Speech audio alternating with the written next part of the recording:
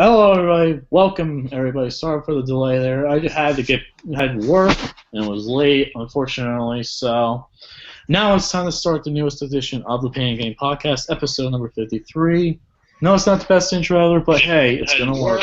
And was late, unfortunately. What's that? Now it's time to start the newest edition of the Pain Game. Okay. I was good. I'm glad I didn't hear myself. Echo. Sorry, there was the live feed. I was watching the comments in the live feed. I'm on the... Yeah, I gotta get that up as well too. Hi, everybody. Sorry that I was late. Wait, Kirby, no, Kirby, no, Kirby. I said no. We already fought 3 times today. No, not again. No.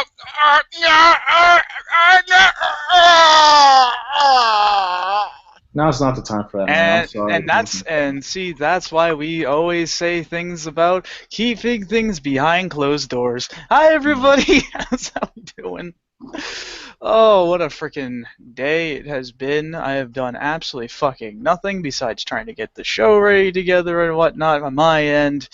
That having to deal with a whole lot of other stuff. Life stuff, you know how it goes. So, but anyways, I'm hoping we're going to go bring you guys some good shit. Of course, I've got more of my weird news. This was more local news this time. Wasn't able to find anything from the Asias recently, so yeah, nothing weird there just yet, but I'm always checking.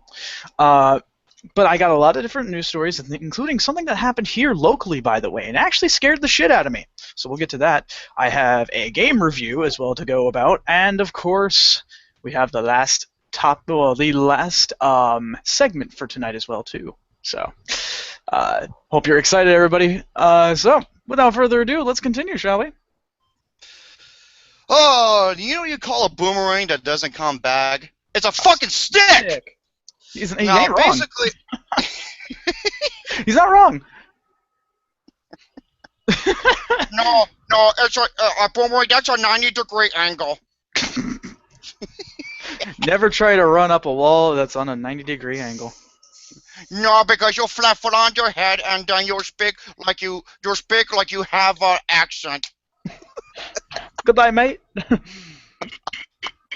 Welcome to the Penny Game Podcast, episode number 53, featuring just a white motherfucking Baron here. All your pimps and players want to be, get your stinking bitch asses out of here. I'm the real pimp in this motherfucker. And then you got, hello everybody, my name's LCMuscles. I like long walks on the beach, fucking enchiladas, and Kirby butt plugs. So, today... Hey, I like long walks on the beach and murder. And, folks, I have a plethora of a lot of topics to go for. I even sent Shane some good gaming topics the other day. Oh, yes. Please. Twist the nipples. So, okay, this is what I have. I got something that Nintendo did that shows why they're douches. Thank you for Pepsi-Man for this one. They have the ability to, yes. Yeah. Hell, the Angry Joe can say that. Ivana Trump says something stupid. One of the greatest games for the Nintendo 64 is getting a multiplayer remake. A girl who's into superheroes, she adopts an animal that is really cool to believe. An update on the remake of Scarface. And, I saved this one for Lucas. Because Lucas is all about powerlifting and all that bullshit. I'm talking about an Olympic weightlifter who tried to clean and jerk 429 pounds, and the results were fucking atrocious. Oh, my God. A man did something at Burger King that makes me want to worship him as a god. Oh, that guy. Ooh, that's an old one, but that's a goodie. The creator of Suicide Squad reacts to a certain film. And what he said was pretty ridiculous. And I do have 2 film reviews, and you remember in episode 50 where we did Freedom in the 50 States? Yes. Well, today, James sent me this. They updated their list. They released a new one for this year. Because the one I got must have been a few years old. This is the updated version. Oh, okay. Updated version. So we got that and many other goodies to go through. So let's begin. Did you just say to taco through? If you did, No. I'm going to love you. All right. First off, before we get started on anything, You can I know tongue you my guys. taco. I know you guys have wondered about when we're gonna get the stuff out. When we're gonna get all our when I get the all the giveaways. stuff from episode 50. Here's Yeah. the thing, though. I'm trying to get everything set up and get a day where me and Shane can sign everything. That is a big thing because right now we're both extremely busy. That we're gonna have to get together. We're gonna have to sign everything. Then we're gonna have to send it out because which will be that does take in a while. the very, very near future. Yeah, we will have the time to do so. It so. take a while though. And Yeah, it does take a bit. Huh? It does take a bit, yeah. Yeah, and we've been trying to get a date where we can get everything signed and then sent out to you guys. So if you guys are expecting something, it will come out. It's just don't know when right now because Well, I can understand that. Hey, but say it's easy as XYZ. Oh no, that's how now it goes. Try counting backwards. It's a lot harder than it actually seems. 3, 1, 2. Oops. And unfortunately, though, we do have I have no movie reviews, unfortunately. Yeah, same here. To this week. But I will be seeing Sausage Party on Thursday, hopefully after work, and then I'll be seeing 2 movies back to back: Kubo and the Two Strings and War Dogs. Oh, I'm planning on doing a double feature. I've done a double feature before though, and it's not easy to do. But you know what? I've done them all the time when I was writing for the paper and whatnot. Here's the tip: never, ever do a triple header. No, oh God! I did that once. Fuck that shit. Never did it again. I could do a double header. I'm sorry for that display of disgustingness that I just put, but dude, that just made me have gas. No, the disgusting is when I'm involved in a personal sausage party. Hey man, that costs extra. But I do have some movie news though. I do have some movie news I would like to cover though before we move on, since I do not have any reviews. But I would like to compensate with some movie news. Alrighty. Let me just pull up the articles. I do have 2 articles. Both of them are for recent movies that came out. Oh, okay. The first one is for Sausage Party. Whoa. Oh, yeah. Oh my God, I am not happy about. Even though I'm planning on seeing this film. Same. Ooh, this is just really, really upset. This is really upsetting. That's just bad. So right now, according to slashfilm.com, the title of this article is Sausage Party allegedly forced animators to work overtime for free, refuse to credit artists. That's bullshit. Dude. So I'm going to read a little bit of the tad bits of the article. If I can give you guys a link to it, I'll post it in the network. I'll send you guys a link to it. Or it's on Austin's Facebook page. If you have a chance, check out Austin's Facebook page. It'll have the article for you. And here's the article, what it said. In a summer marked by one cinematic disappointment after another, Warcraft. Suicide Squad. Greg Tiernan and Conrad Vernon's Sausage Party has emerged as a rare success story, a true original feature that has got great reviews and great box office results. And even more impressively, Sausage Party managed all that on a reported budget of under $20 million. For comparison, wow, I didn't know it was that low. It is pretty low. Compared to Finding Dory, which cost around $200 million to make. And not only that, look at all the talent that Sausage Party has. Oh boy, that came out wrong. Yeah. But anyway, though, it does have a great cast, but alas, that we may have come at an unfair cost to many people who have worked on it.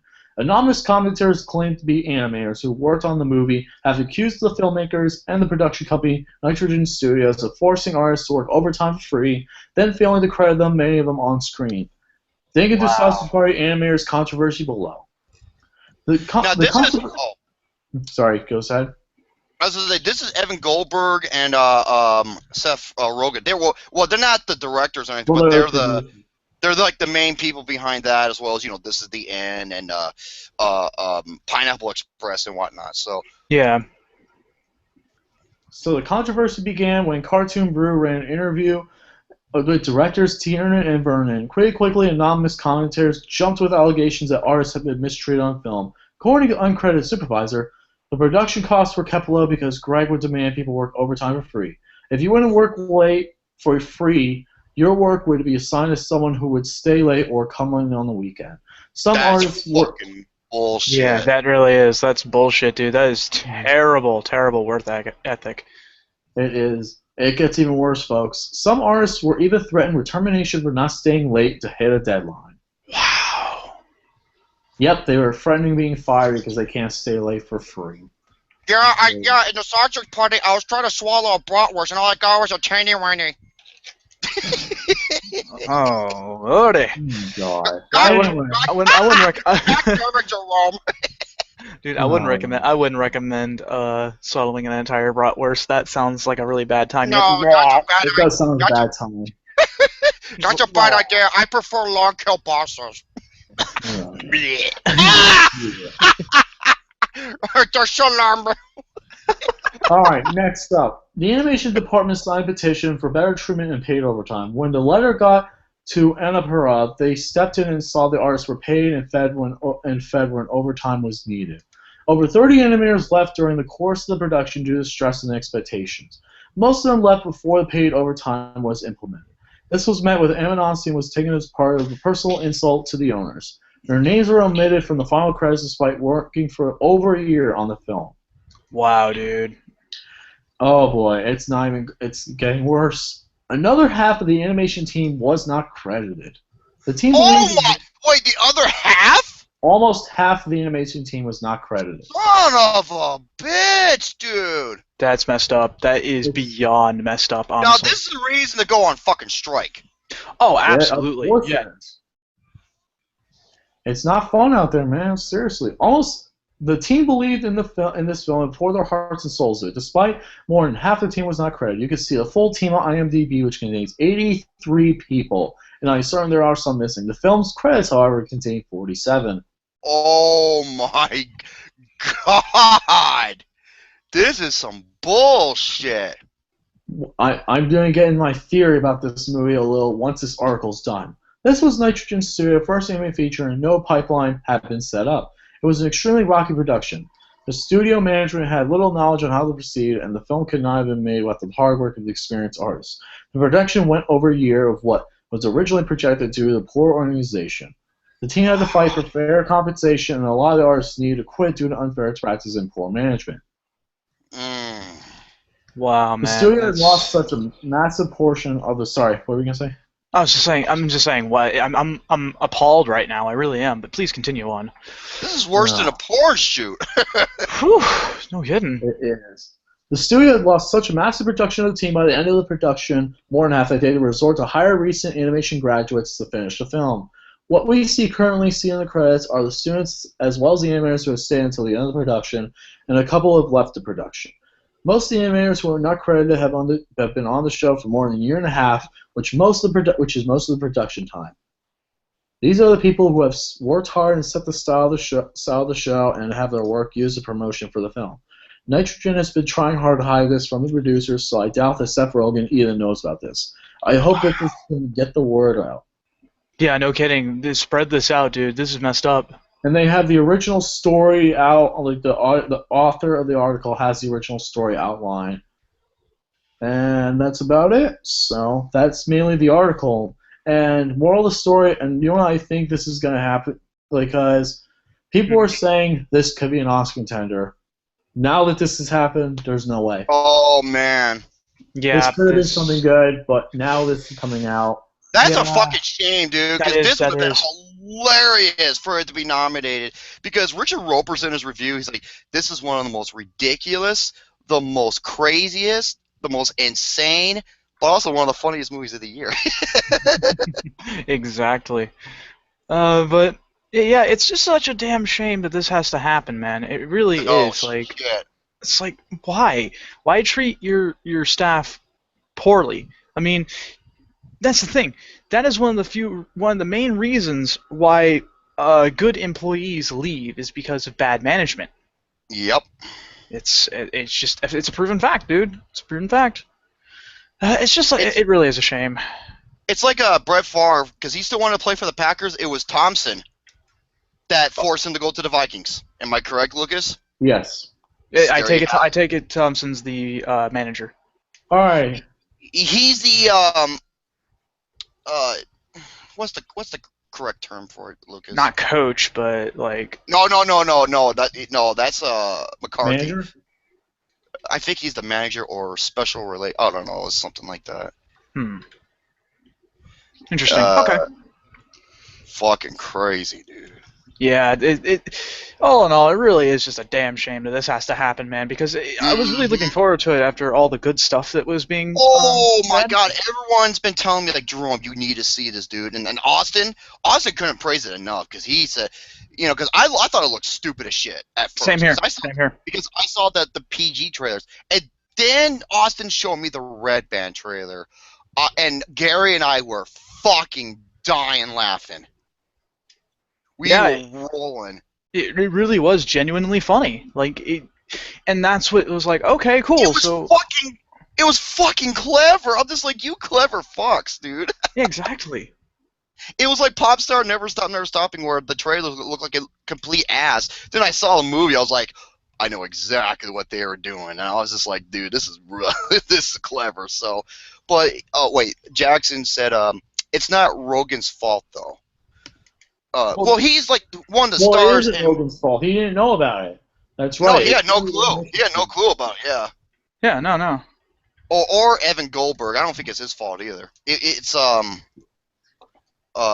main producers. They're just the ones. They're the executive. That's like a different branch, I guess you could say. Yeah, exactly. There's multiple branches that lead into when a movie gets designed, produced, and then finally sent out. There's a lot of branches getting into it. Death the Kid 124 asked, do you like Hot Topic? Yeah, because sometimes some hot emo chick is working behind the counter. Yeah, that is a good point. I don't know. The Hot Topic.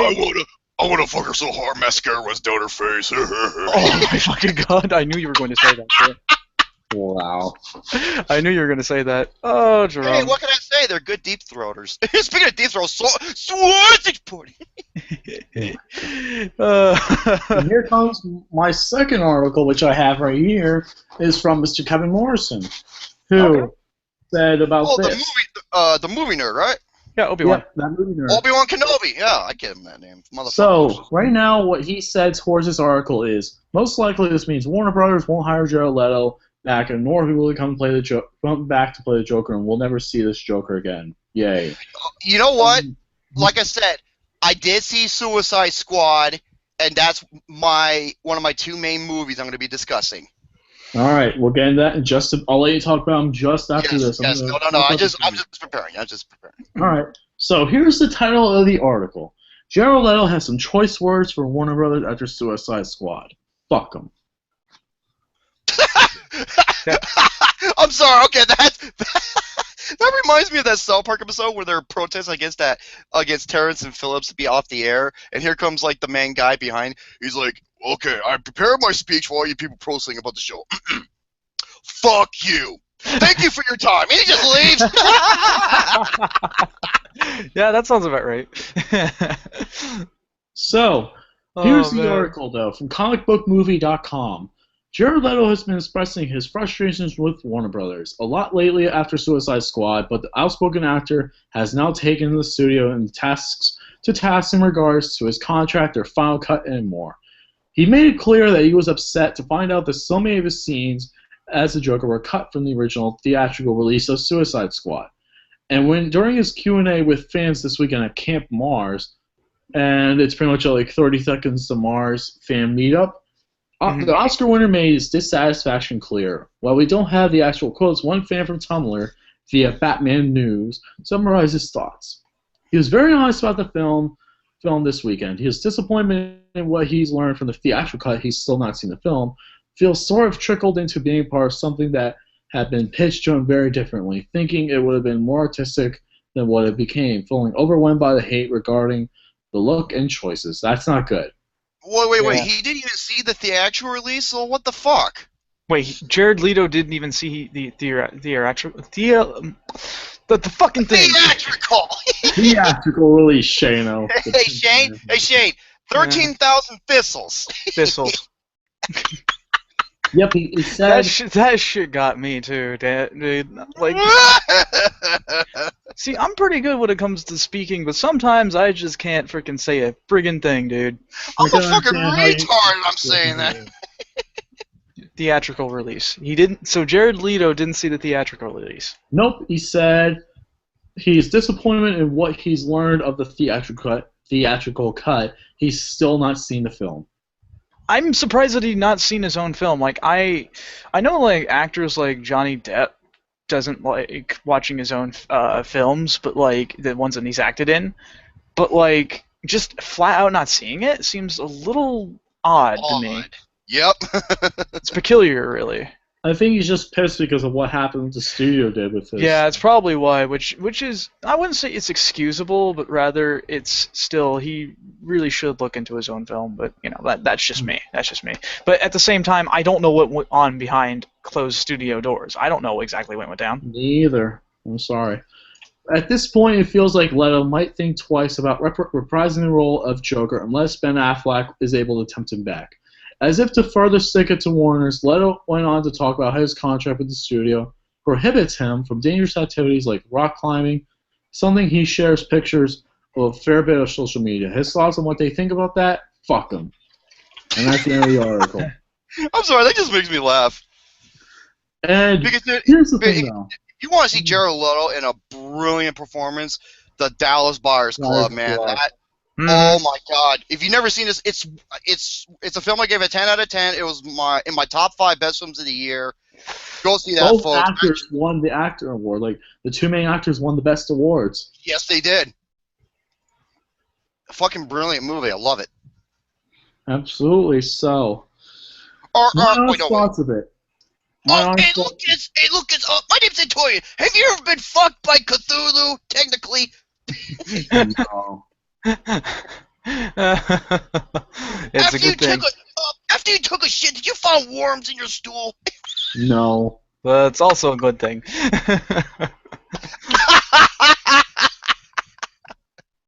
No. But anyway, guys, what I was gonna say is that honestly, I do not want to see Jared Leto. I agree with him. I do not want to see Jared Leto as the Joker again. You know who I think would be the perfect Joker? Jake Gyllenhaal. You know what? I was about to say the same thing. Dude, and I'll give you a great example. Look at Nightcrawler. Yeah. Yep, that makes sense. That was a fucking transformation unlike anything I've ever seen before. That's right. Fuck you, Oscars. No, it was a makeup performance. It wasn't as gorgeous. It wasn't as gorgeous. As Steve Carell, you know. No, Flaccid Dill pick a big ass nose. That's that performance. You wanna play? We wanna wrestle? Oh, okay. That's his whole fucking performance.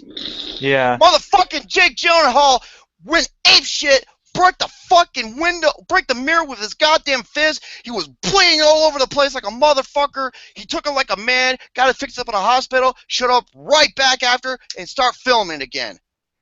He's the motherfucking man, dude. Dude, absolutely. I'm sorry, I'm still pissed about him not, dude. Like I said, that's the biggest. That's the biggest Oscar snub one of the biggest Oscar snubs in fucking history. Same here. I agree 100%. He deserved that fucking award, and for him not being nominated, yeah, fuck you, Oscars. Agreed. Dumb old cocksuckers. Can't stand okay, sorry about that. I just went into Hulk rage, Hulk smash mode. It's fine though, because I'm gonna give the floor to you now and let you talk about your movies.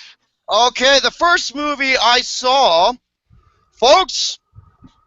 If I would have told you before I saw this was going to be one of the best movies of the year, I would have called bullshit on that. But Lucas is right. This is now my most surprisingly great movie of the year. I could not believe this, how good it was. And that, of course, is Barbershop: The Next Cut. What did I tell you guys? I saw this in April, saying it was excellent. A great film. It's in my honorable mentions right now, but it's in my top favorite films of the year. Oh, honorable mentions, dude. That's saying a lot because this year fucking sucks ass juice when it comes to films, dude. It's almost 2015 all over again. Okay, Barbershop. But yeah, Barbershop: The Next Cut. This is directed by Malcolm D. Lee, who also did a couple of good films in the past, like Undercover Brother, that really good satire. Oh yeah. I remember that. Hey, believe it or not, the writer of that movie, Undercover Brother, went on to write 12 Years a Slave. Did he really? Dead serious. I believe that is true. Correct me if I'm wrong in the chat in the comment section. And Malcolm D. Lee, but he also directed one of the worst fucking comedies of all time, Scary Movie 5. Oh, that's right. Yeah.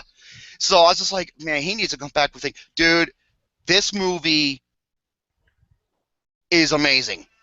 Okay, now for the majority of the time, it just takes, like in the first movie, it just takes place in this one particular barbershop area, but there's meaning to it. Every character has a special place in this movie. Every character has motivation, meaning, and they all shine. Including my Nicki favorite Minaj. character. Huh? Including Nicki Minaj. Which is surprising. Nicki Minaj was so. I can't stand her, and I can't stand her as a person, but oh my gosh, she was so good in this movie. I couldn't believe it. Wow. Dude, and there's sequences where 1 minute you'll be fucking laughing your ass. Cedric the Entertainer as he's my favorite character in the movie. Yes, he is. Just like in the first movie, oh my god, he's hysterical. And the prank he pulls on Ice Cube at the beginning of the movie, I was like, oh, you little bastard. That's all I'm going to say. I remember that. Oh, and probably the funniest joke in the movie is how Cedric the Entertainer's character accidentally got syphilis. Ooh. And where that goes from there, I was fucking. There's so many characters. There's a guy who's like, he's in. Okay, folks, you know what all the other comedies fail to do? Like all these other raunchy comedies. Mm-hmm. They are so overly raunchy for all the wrong reasons. They're racial up the ass. This movie knows how to be racially funny, but thought-provoking. Because they go over some topics that are, like, deep. And it stands out to this day, like with Chicago and how it's a fucking the murder city of the world. Mm-hmm. And they discuss about that. It's got a great message. And this is one of those rare films where it combines comedy and drama so well without feeling out of place. Like there's a sequence where everyone's having like the best time ever, and then something happens and the mood just switches. And this is one of Ice Cube's probably his best performance. Wow, man. Definitely saying some one of his top performances. That I can agree with you there. Definitely top. Especially when he fucking flips out. Oh man, I was just like, dude, give this guy a round of applause. This guy has one of the best assembled cast of the year. The writing is witty, it's smart, and it's clever, and it's fucking funny, man. So I give this movie a 9 out of 10. This is one of the best movies of the year. Go see it, and stick around for the credits because there's a scene that happens that's fucking hysterical. Oh man! I need to rewatch it, man, because I did not see the. Okay. All I'll say is I don't want to give it away, but it involves probably the most famous man in the world. Oh. Okay. That's all I'm gonna say. And there's a couple of cameos here and there too, and oh man, some good shit, man. I couldn't. This is my most surprisingly amazing movie of the year. See this? You'll expect to see this on my best of the year list. And now we're gonna talk about Suicide Squad. Oh. Here we go. I did not make a post. I did not write anything because I was gonna, like Ghostbusters, I was gonna save it for the show. Now, is it going to be good? Is it going to be bad? Let's find out. Of course, Suicide Squad, you have Will Smith, you have Margot Robbie, you have Jared Leto, you got Jai Courtney, You got what's her name? Viola Davis. Viola Davis. And a couple other actors here and there. Basically, what this is about is Viola Davis's character wants to put together a team involving the worst of the worst. Why? Because even though they are villains, with all their gifted powers, they could stand a chance against the next big threat that stands in their way in case if something that size of that magnitude would ever happen. But I love it how she says we gotta do something if another Superman if he turns evil comes along. I'm just thinking, wait, what? Superman would fucking ass ram them and be out in a jiff. Okay? They're not killing Superman. Yeah, no kidding. Let's be fucking real here. But, you know, this is my most anticipated movie of the year. And you're probably thinking, what do I think of it? Ladies and gentlemen, this movie is a massive disappointment. I knew it. Folks, I am sorry to say Suicide Squad is extremely underwhelming. Folks, okay, now I'm not saying not everything is bad. I want to get with the positives first. First of all, Will Smith as Deadshot is the best character in the movie. Agreed. Good. He is the absolute fucking shit, dude. He is awesome. I can understand his motivation. Some of his lines are really clever, and he just fits the role. And Austin's like, yep, I fucking knew he'd say it.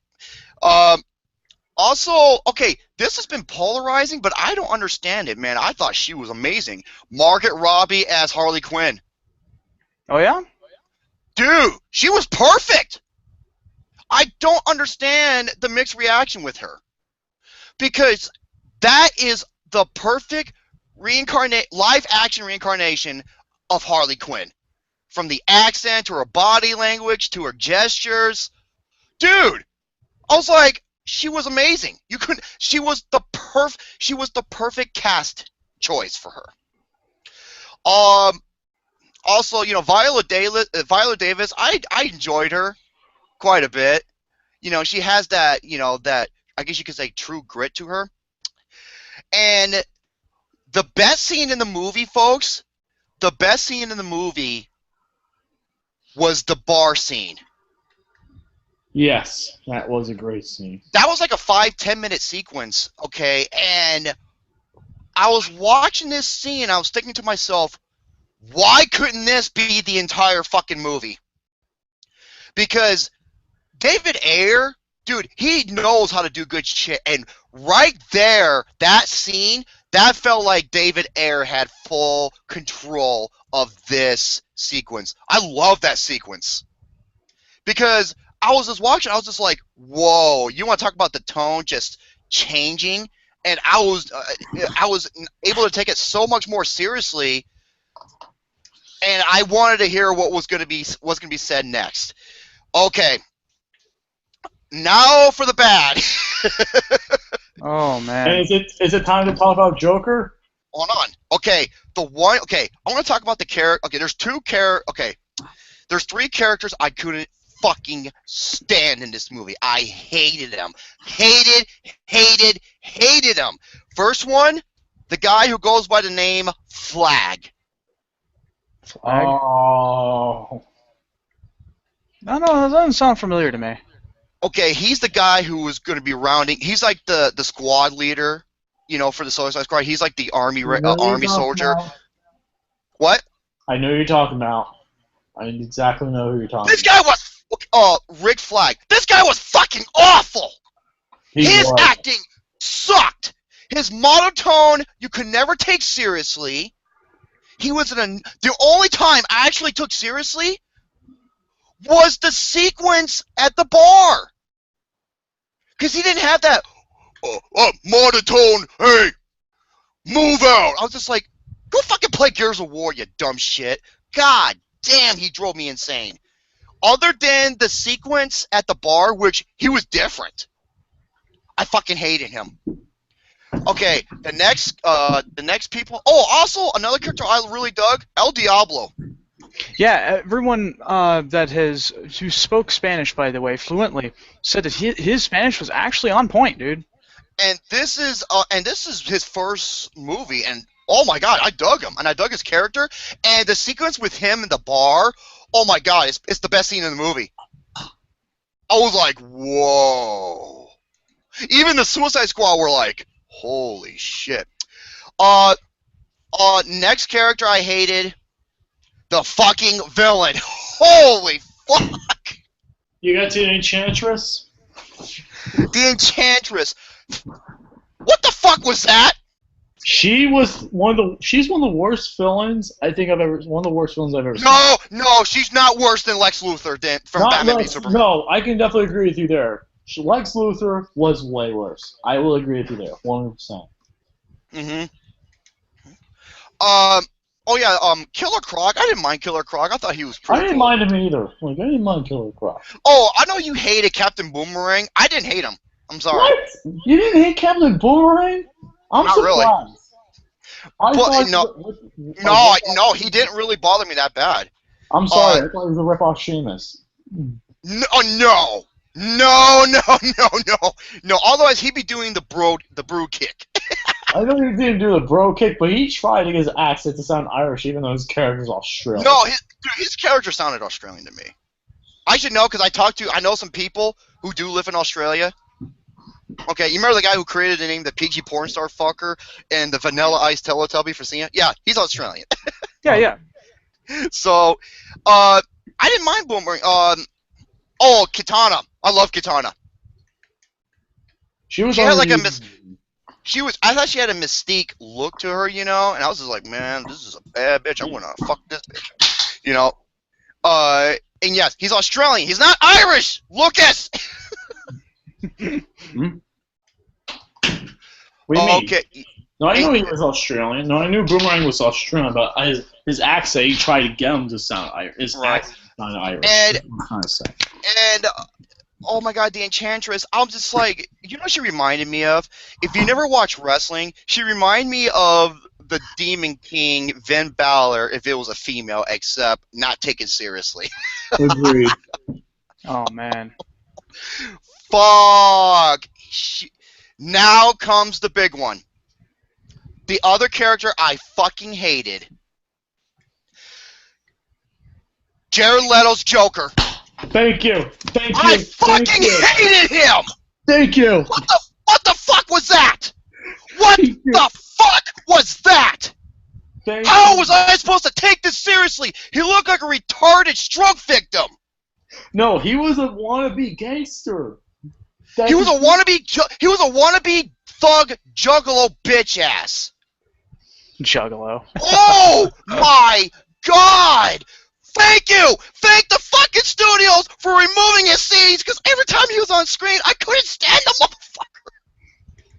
Oh, man. Oh, Austin's like, I called it. Needed more of him? No! No, you did not need more of him. No, his worst Oh my god! Movie, in my opinion, his worst scene was when Harley Quinn and him, they jump into the freaking... Oh my god, I hate it! Dude, some of their backstories, I'm just like, I cannot take this shit seriously. Me either. Literally. I hated the new fucking Joker. And here's the thing, with Jack Nicholson's The Joker, it was funny, but funny in an evil, stylish way, and it resembled more of the comic book. It's like Heath Ledger said, ha ha fun. It's not ha ha funny. It's stab funny. Exactly. With Heath Ledger Joker, he was riveting. He was intense. He was psychotic, and the fucking scene in the investigation and what happens afterwards, and even the scene where he's like holding the camera in his hand, I was like, oh my god. This is the perfect movie about understanding the mind of a psychopath. Yeah. Fuck! Jared Leto's Joker. Now, Jared Leto, I give him so much respect because this guy is an amazing talent. But what the fuck? I heard some post that people prefer him over Heath Ledger. I'm like, get the fuck out of here. Okay, Austin, I understand he's supposed to be a gangster, but dude, that's not how. No, he wasn't a gangster. You know what he was? He was a retarded clown with a Nerf gun in his hand. Give me a break. No, his worst thing is the stupid tattoo on his hand. That was so. I'm sorry. His mannerisms, his body language. I'm just like, this guy is fucking retarded. I couldn't take him seriously. Me either. He annoyed the fuck out of me. I could not stand the Joker one bit. Thank God. I really hope Jared Leto's not. I really hope. I hope he isn't either. I hate. He's probably the worst live-action Joker I've ever seen. Damn. I can definitely agree with you. He's the worst one. Even Cesar Romero was better. Oh my God. Even Cesar Romero was better than the Joker. Yeah, he was. No, he was. Much better. And a lot of people say he got the laugh right. He fucking annoyed me. No, Heath Ledger's Joker was, dude, that is in the top 10 greatest supporting performances of all time. This, disagree. Go ahead. I'm sorry. This I could not take seriously. You know what he looked like? He looked like Jared Leto's transvestite character if it was a clown from Dallas Buyers Club. Pretty much. And I swear to God. Stop saying it's supposed to be a gangster. It's not Jared. No, a gangster doesn't walk around looking like a bitch ass like he did. Yeah, I'm sorry. I love the Joker, the Jack Nicholson, Heath Ledger. Oh, I love Jack Mark Nicholson's Hamill. Joker. I worship Heath Ledger's Joker. This one can burn in the 7th layer of hell. Same here. You want a good Joker? You know what I had to do after watching Suicide Squad? The cure me of the bad Joker mindset. Watch the Batman animated series, the '90s show. Oh, the Mark Hamill version, or the Batman Arkham games. Another great one. Dude, the Mark Hamill one is my absolute all-time favorite. Mm-hmm. All-time favorite. Yeah, so ladies and glad he came gentlemen. back from the Killing Joke. Yes, ladies and gentlemen, he did turn into the dark side. He became the Joker. Folks, those 3 characters. Okay, and also, the action scenes were, sometimes hit or miss, but the final act of this movie, oh my God, it's fucking dumb. It is so dumb.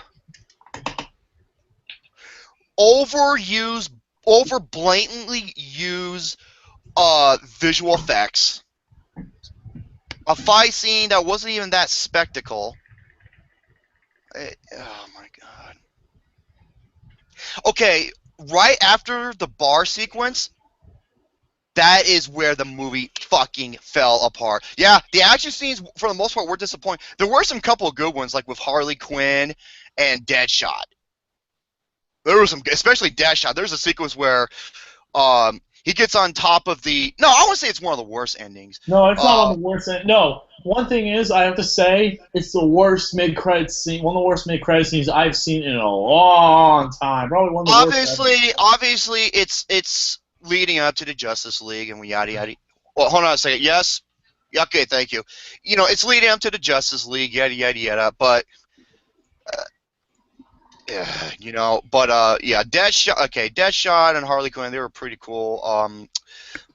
But yeah, man, I still think Batman v Superman was worse. Yeah, it definitely was worse, but this is just beyond. Because I remember rewatching that movie, Batman. I gave it a 3 out of 10 now. I went from a 4 to a 3. Damn.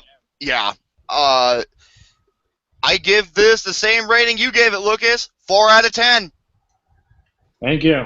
This is one of the absolute most and this is David Ayer, and this guy has done some great. Okay, here's the thing: the action scenes in this movie are not that great, but watch his previous film, Fury. Holy shit, the action scenes in that movie are fucking awesome. Those are just intense firefight battle sequences. This, I was just like, wow, DC. I'm fucking done with DC. I'm fucking done. Every movie that's come out with DC this year has been disappointing. It's a theme. It's a common trend. There's 2 trends this year. Live action book adaptations, excellent. And you have DC movies, disappointing. There you go. That's the 2 trends of the year. Yeah, but the 4 big. Oh, another thing about Fury is fucking great, man. Another thing about about Suicide Squad is some of the dialogue can be dumb at times. I'm just like, wait, did he actually say that? But the 4 biggest problems that hurt this movie and killed it: fucking Flag, an overly redundant macho fucking soldier who comes off like a dork, and then you got the villains, or villains if you want to call it, who pretty much is Finn Balor if it was a female and you can't take it seriously. Oh, jeez. And oh wait, 22 Tiger Dude told me they only give David Ayer 6 weeks to write the script. They, Warner Brothers, I believe, have a lot to do with this, because the sequence in the bar sequence, I believe David Ayer had full control of that sequence, because that came off like David Ayer would do something that great. Yeah. Mm. And there was a lot of production issues and changes and all that shit. I bet you Warner Bros. Had a lot to do with it. Oh, that'd be a shame. Yeah, and Justice League. Did you see they're going to be doing 2 Justice League movies? They're going to be doing a part 1 and a part 2. Oh my god. They're going to be doing part 1 in 2017 and part 2 in 2019. And yeah, fuck the villain and fuck this Joker. I hated this Joker. I am so glad they removed so many of his scenes because he drove me fucking insane. Just like I was about to turn into Harley Quinn. Hey, Jerome, one question. What did you think about the soundtrack? Oh, thank you. I love the soundtrack. It's fucking awesome. I love the soundtrack. It's arguably, no, I'll say it's the best soundtrack of the year. Better than Everybody Wants Some. Can't be better than Lean Cuisine. It had a great soundtrack. The soundtrack in this movie is awesome. Oh, there is. It really is, dude. And especially the song fittings for certain sections of the for certain sequences, great. Oh, there's okay. Is Leto's Joker worse than Eisenberg's Lex Luthor? No. No, and I'll tell you why. Because at least he still comes off looking like the Joker. Lex Luthor, that wasn't Lex Luthor by any stretch of the imagination. That was a fucking stroke victim that he was playing. Oh, man. Yeah, Lex Luthor is hands down my worst villain of the year. That's a shame. So yeah, I gave it a 4 out of 10. This is a massive disappointment. I could not believe this. The film felt. It didn't feel. It was uneventful. You know what I mean? It had It had that tone. It didn't feel like Civil War, where that clash at the fucking airport. That was eventful. Or Deadpool when he's breaking the fourth wall references and he's just being who he is. That was eventful. This shit wasn't. Oh, massive disappointment. I couldn't believe this. Yeah, aside from Batman v Superman, this is easily my most disappointing film of the summer and my second most disappointing film of the year. Warcraft as well was definitely one of mine. So summer's kind of disappointing. Like if you kind of look at it, because dude, this summer fucking sucks. It sucks. It's fucking garbage. I hate this summer movie season. Hopefully this weekend will be a good justice because you got Kubo and the Two Strings, which is getting amazing reviews, and War Dogs, which I am excited for because the director of the Hangover trilogy. Oh my God, Todd Phillips. Oh my God, Danny Boy just. I'm gonna be seeing that Thursday. Danny Boy just told me this, and I am not happy. What? He says, "Romy, I got some bad news. Jared Leto's Joker and Jesse Eisenberg's Lex Luthor are both going to be in the Justice League movie." I fucking give up on Justice League. I'm fucking done with Justice League. I am done. I am fucking done. The only DC movie I'm looking forward to is Wonder Woman because I believe it's from the same director of Monster. I'm excited for that. And the trailer was fucking awesome. It was pretty awesome. That's it. I'm fucking done with DC. Other than Wonder Woman, fuck you, DC. You wonder why Marvel's kicking your ass? It's because they know how to plan shit and do shit correctly. Other than Man of Steel, they haven't done a goddamn thing right. Yeah, no kidding. Fuck this shit, man. You know what? You guys talk for a little bit. I'm going to get my chicken quesadilla. I'll be right back. Alright, so Shano, it's time for you to go, because I really don't have much to talk about, honestly, tonight. I've been very busy lately, so... It's kind of the Shano, same. it's your turn. It's kind of the same thing. I'll go ahead and do one of my game reviews I've been wanting to talk about for a while. It's a game that I've been wanting to play since it was first announced back in 2013, I believe is when it was, under the title Project Beast. And if anyone can figure that one out, I'm talking about none other than Bloodborne. Now, Bloodborne is a PS4 exclusive, which meant I was a very sad camper because I have a PS4. I've been looking for anything and all to any sort of coherence about it being released on PC. Nothing but rumors and speculation, and it wasn't going to happen. Recently, though, I mentioned, I believe in 2 episodes ago, I mentioned that I managed to get myself a PS4. And I love this system. The system's pretty freaking great. I like it. But the coolest part about it was finally getting my hands on Bloodborne. And it was only for $18. New, by the way. Pretty good stuff right there. This game, I will say, though, is harder than Dark Souls 1 and 2 combined. Damn, real. Harder than 3? Yes, actually, yes, it is harder than 3 in some cases. Now, there's a lot of positives to this game. The overall aesthetic. This game is gorgeous. Absolutely freaking gorgeous and awe-inspiring. From Software does a massively brilliant job when it comes to their level designs, about how good it looks.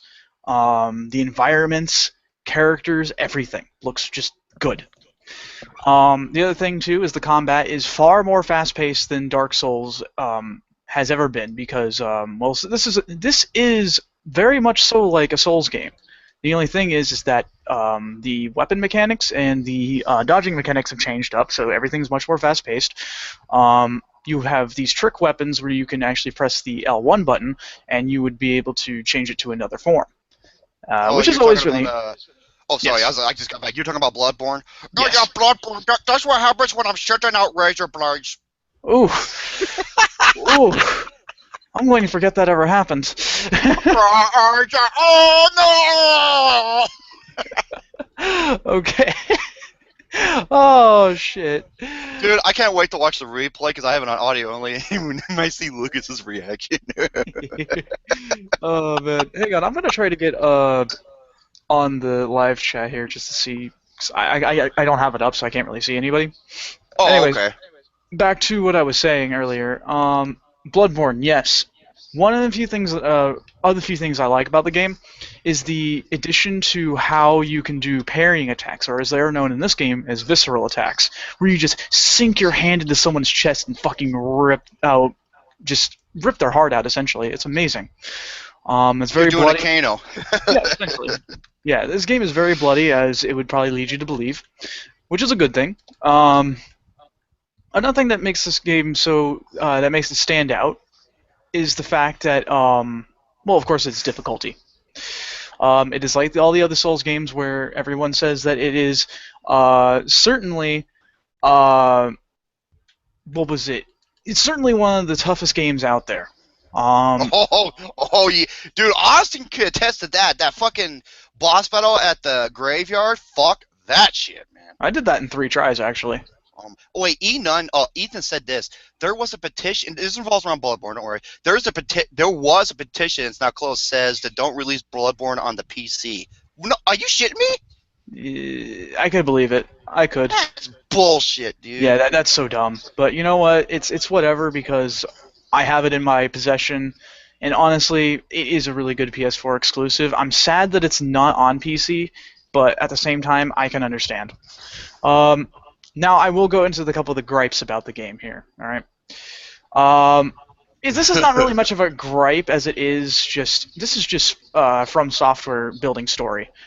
Yeah, They don't 2 hits and you're fucking dead. Well, I said story, not gameplay. I'll get to that in a moment. I have a question for you. Okay. Is one of the reasons you don't like this game is because Hank Hill's not in it? I could probably make Hank Hill. Be quiet, Lucas, you fucker. Hey, man, I made him in Fallout 4, dude. Sorry. He was amazing. But, Oh, do I have to throw a propane at your head, you son of a bitch? I'll be right back, guys. I'm going to go grab something real quick. Yeah. Okay, so let me go to the difficulty in this game, alright? Well, actually, I was going to talk... He's got the bubbly. Oh, shit. That's not good. Oh, not good. Go ahead. So, so, anyways, the story in this game is incredibly obscure. The thing is, it doesn't tell you what's going on necessarily. You kind of have to figure things out yourself by looking at item descriptions and such and placing a bunch of puzzle pieces together to form a story. Now, that's just how From Software likes to do things. Whether you like it or not, that's just how they do it. Now, in some cases, I like being able to use my brain in order to think, but sometimes they make this incredibly difficult. First, you're thinking that you're... Oh, yeah. In the story, you're playing as a character known as a hunter. A hunter goes out and kills beasts, people who have been affected by something very similar to that of the bubonic plague, except it turns people into monsters. Now, what happened is that hunters from this thing called the Healing Church and a bunch of other hunters from all around would come and kill these things. Now, it goes from doing that to eldritch monsters, where suddenly everything just changes on you, and you're like, what the shit is going on? You collect things called Insight, which allows you to see things that were not normally seen before. Enemy attacks changes. The game gets more difficult as you gain Insight, and so on and so forth. But you need Insight in order to be able to progress.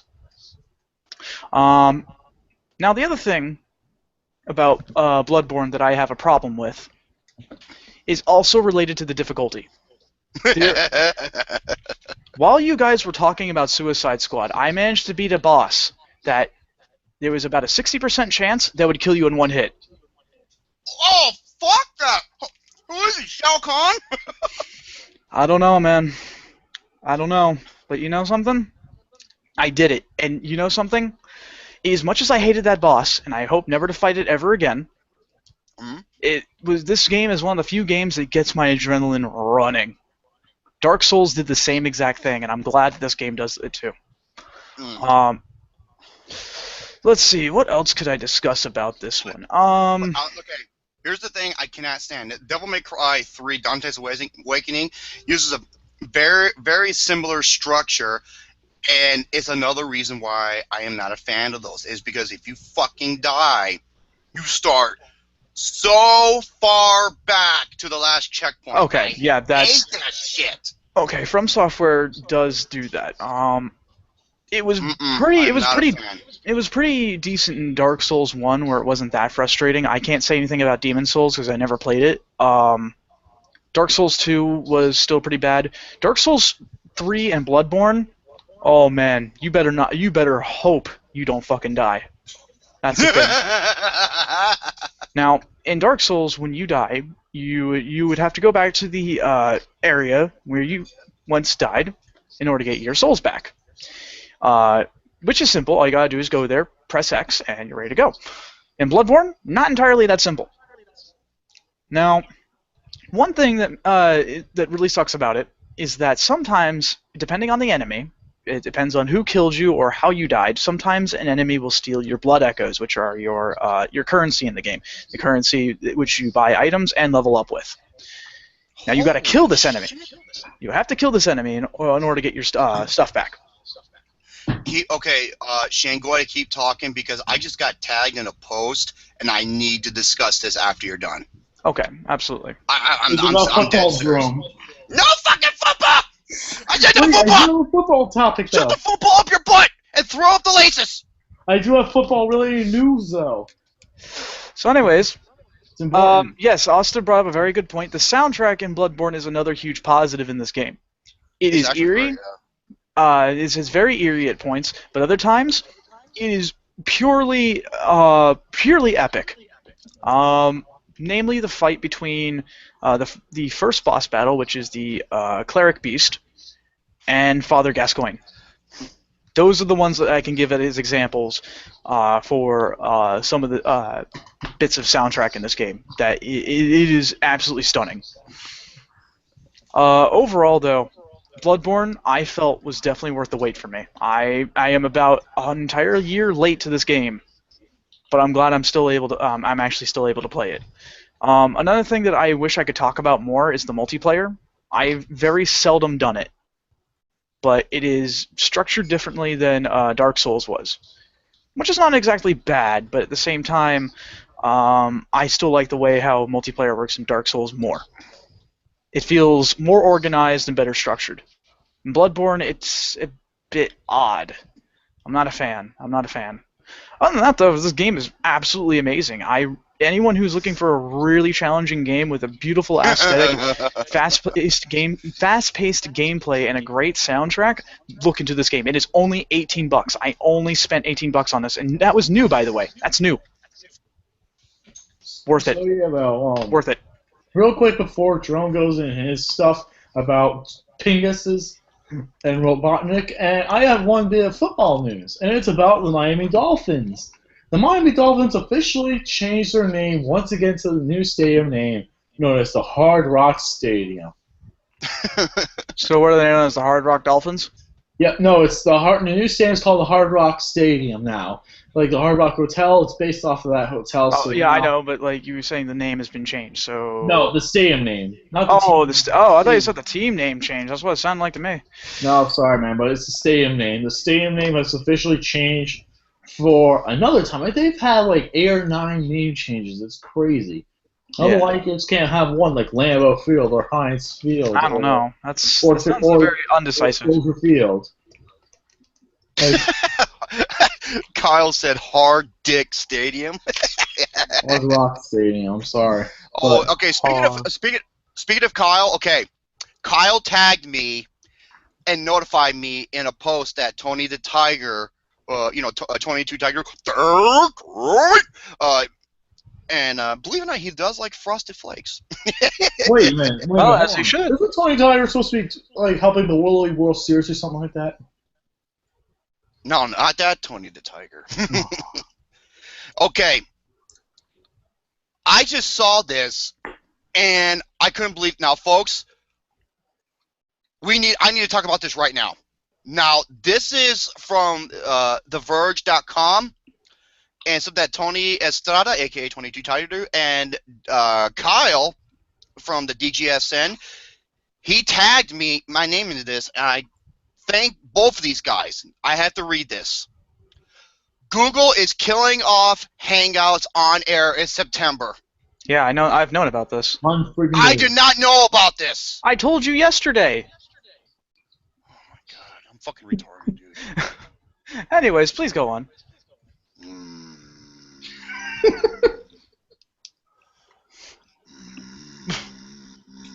Pingus. So, God damn it. Wait, didn't I already tell you? Folks, I'm fucking stupid, okay? I can't help it. I'm sorry, folks. My fucking brain is the same as a goldfish. It's 3-4 second memory. I can't stand it. I'm sorry. I don't brain too good. That don't make any sense because you do remember all the She-Mel Warren you watch. Well, that's different. That's because my butthole remembers and not my brain. Yeah, exactly. Unless your brain is inside your ass, and then that's a problem. Sorry, because I'm dumb as fuck. Oh, that's Wait, great. Romy, you sound like Sean Penn from Angry Birds when you grow. That big fucking red bird. He was my favorite character. Yeah, Jackson says, wow, Romy, you probably forgot because you were playing too much, playing Call of Duty too much. Yeah, remember how Jackson Folker, watch his fucking Q&A. That was brilliant. That was fucking brilliant. It was gold. And Kyle says, "You've been at the gym too much." I know.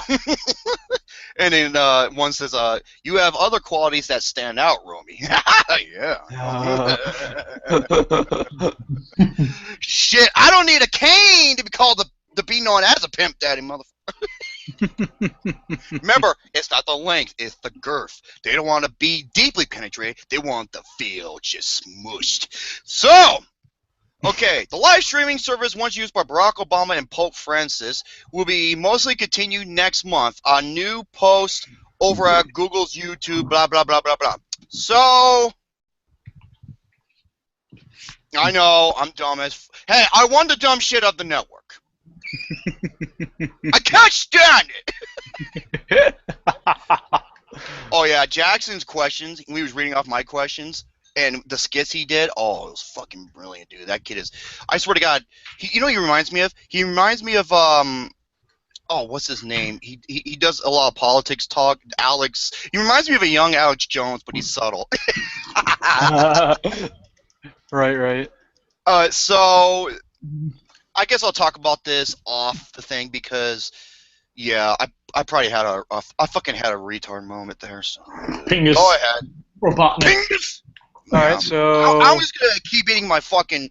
goddamn, this is a delicious chicken quesadilla. Oh, man, I could go for one of those. Mm-hmm.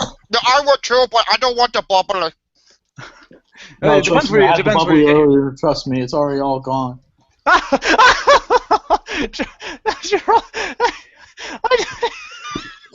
What? Jerome, don't you remember? You called it. What? Earlier, Lucas, he was joking around, and he said, watch out, Lucas has got the bubbly. Oh, Lucas, when you said, "I'll be right back," and I said this, I was like, watch this. Lucas had to go because he had the bubbly. No, I didn't have to actually have the bubbly that time. I had it like around. Look. No, that's not true. I had to go get water. I had to go get water. I had to pee sitting down. No, that's not. I don't do that. Tom Brady does that. Oh, shots fired. Yeah, and while he's doing that, he's getting a blumpkin from his hot wife. Oh, God. Oh If you folks don't know what a blumpkin is, this is a blumpkin. Yeah, Gary's not here because, he actually got his job. Kudos to him, man. Kudos to Gary, Mr. Garrison. Yeah, it's He's working his new... Yeah, it's a blumpkin, Gary. Buffalo. Yeah, Buffalo. Yeah, Buffalo butt scratchers, yeah. A blumpkin is where you're sitting on the toilet taking a dump and your hot woman is blowing you. I thought it was called a San Diego thank you. Wait, what? A San Diego thank you. Never heard of that joke from American Dad? No, I don't watch American Dad. Oh, damn it. Then you don't get the joke. And damn it. I thought you would have gotten the joke. San Diego thing. Jesus Christ. Dude, that's like if you had a sandy, liquidy shit. I'm gonna call it the Nile River dump. I don't know. Whoa. Man. Austin, yeah. Bob Bitcham's Burgers. Austin sure loves his burgers and his bitches. Oh, I love burgers. Hey, Lucas, bitch with you here. Is your anus bleeding? No. My anus is bleeding. You're being deceptive. You're being deceptive. You gotta be truthful about this. I have the polygraph. I'm not being deceptive, Tori. You gotta be truthful about this. Has David Jones ever penetrated you in the butthole with his tentacles and called it hentai? No, definitely not. Hey, you got that shit from me. I know, God damn it. Hey, at least I'll give credit where credit is due. You know what Gary's Smith. $20. You know what Gary's doing while he's working? Watching sports. While he's at a sports bar. So it kind of he's a dishwasher though, dude. Like, but he can have it. There might be a He's doing more than just that. Have you ever farted out blood from your anus in the toilet and thought it was Kool-Aid? It's disgusting. Oh. He's like, oh, Oh, Whoa! oh my God. Hey, Lucas, be truthful, Mary, on the polygraph. The polygraph says, my name's Antorian. Have you ever shoved Kirby up your butt to eat a parasite out of your ass? No. Okay, go get him, Kirby. No, that's not, no. Oh, okay, Kirby, go get him. Yeah, BBA. I bet you he gave you that thumbs up, if you know what I mean. No, he definitely did not. Oh yeah. Even you're laughing, Lucas, you son of a bitch. Hey, guess who also is joining me on the Amiibo thing? Guess what? Who's also joining me? I got some new crew members. I got myself. Yeah, he's got Lucas. Get it? What? No one? I can. Wait, you got It's your Lucas. All right, so I got Lucas Amiibo. Are we ready to do this little? I got some more crazy. Go ahead. Got Duck All Hunt. right. Because you know me, I can go through my topics really fast. Dude, Like Lucas, Duck Lucas in Hunt, bed. dog. Duck Hunt. You totally missed that, Lucas, you son of a bitch. Anyways, we're moving on. Shovel Knight. All right, let's get to the Be serious. quiet. Let's get to the serious news stories that I've got today that has happened. Yes. in our- Please. Okay, this happened nearby here in Florida, where I live. It's happened in Nequesta. Suspect found biting off pieces of man's face at a double murder scene. What? Was it bath salts involved? No, but a drug was in fact involved. Okay, so this comes from Fox 40, because the other link I had decided to fucking 404 on me. Let's see. Police found a suspect biting off part of the victim's face after a gruesome double homicide in Florida Monday night. The Martin County Sheriff's Office of Florida responded to the home at, let's see, they responded at home around 9:20 after receiving a call from a neighbor who said he's been stabbed while trying to break up a fight. The first deputy to arrive at the scene saw the why can't I read? Saw the suspect on top of the male victim in the driveway. The suspect was biting off parts of the man's face, as police said. The deputy used a stun gun on the subject, but it had no effect. A K-9 officer also bit him, but that didn't stop him. Deputies eventually pried him off the man's body. Investigators found the victim's wife dead in the garage. Deputies said that the suspect and victims knew one another, but they were still trying to determine their relationship. Yeah, this actually happened. My God. The drug in question that possibly could have done this was this thing called Flocka. I know what Flocka is. Not You the, know not the rapper, Flocka Flame, but... The thing, he's talking about a guy about eating a dude's face in a double, and I'm eating this fucking chicken quesadilla. Dark humor. God, it's fucking delicious, man. Dark humor. But yeah, so that actually happened, and yes, it was nearby here. And it was funny because I was talking to my folks about it, and my dad said, you know, this is really scary because this could have been us. Like they were right here. And I'm just like, I was like, shit, you're right. Holy crap. Yeah, and Kyle said, hey, Jeffrey Dahmer wannabe. Yeah. Apparently, what happened was and more development from what I've heard. Whether or not this is true is yet to be seen. But apparently the person who did this was a teenager, around 19 years old. Jesus Christ, dude. 19 years old. It was an actual, like, near straight A student. Really good student. He was Lucas, you know the Duffy's that's nearby here? Yeah. He and his folks were eating there, and apparently they had an argument. And so he just stormed off from the table, and the last time anyone saw of him was when he was eating the guy's face off. Okay, does it involve the same guy who shot himself in the face because he thought he was Tyler Durden? Oh, that fucking guy. No, that guy's... No, that guy's from the UK. No. No, that guy was from the UK, though. But yeah, that was something completely utterly different. I wish I had another hole in my throat. Because right now a place to put an enchilada through. Oh. It's only enchilada, you know. Oh. I gotta get something to drink. You keep talking. Yeah, so Yeah, Lucas, that Duffy's right there was where it first started apparently, and that's, like I said, that's pretty freaking frightening, man. Mm-hmm. Oh my god. But yeah, dude. So that happened. You gotta be really careful with people these days, man. You really gotta be careful. Um, but let's see. I've got some more things going on here. While Shane, Jerome is go getting his drink. What now? I'm gonna send you something in Messenger. I don't know if you saw it yet or not. Check your Messenger. For the recent. Let me check your Messenger for the most recent things. So above the Google Hangouts link. Check that out. Excuse me. Hey, look, my name's Notorious. Do you find Faith Johnson attractive? What do you mean? Did you notice that he paused there? Yeah.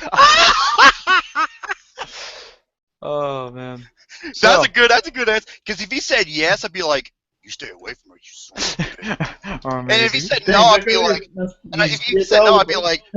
if he said no, I'd be like, what? You don't find my younger sister attractive? What the fuck is wrong with you? Shane, check that. Right now, Faith is dying. Oh my god, this shit. Oh my god. Wait, no, above the Google Hangouts link on the first day I sent them the image. Oh my fucking god. Google, I don't even know what he's talking.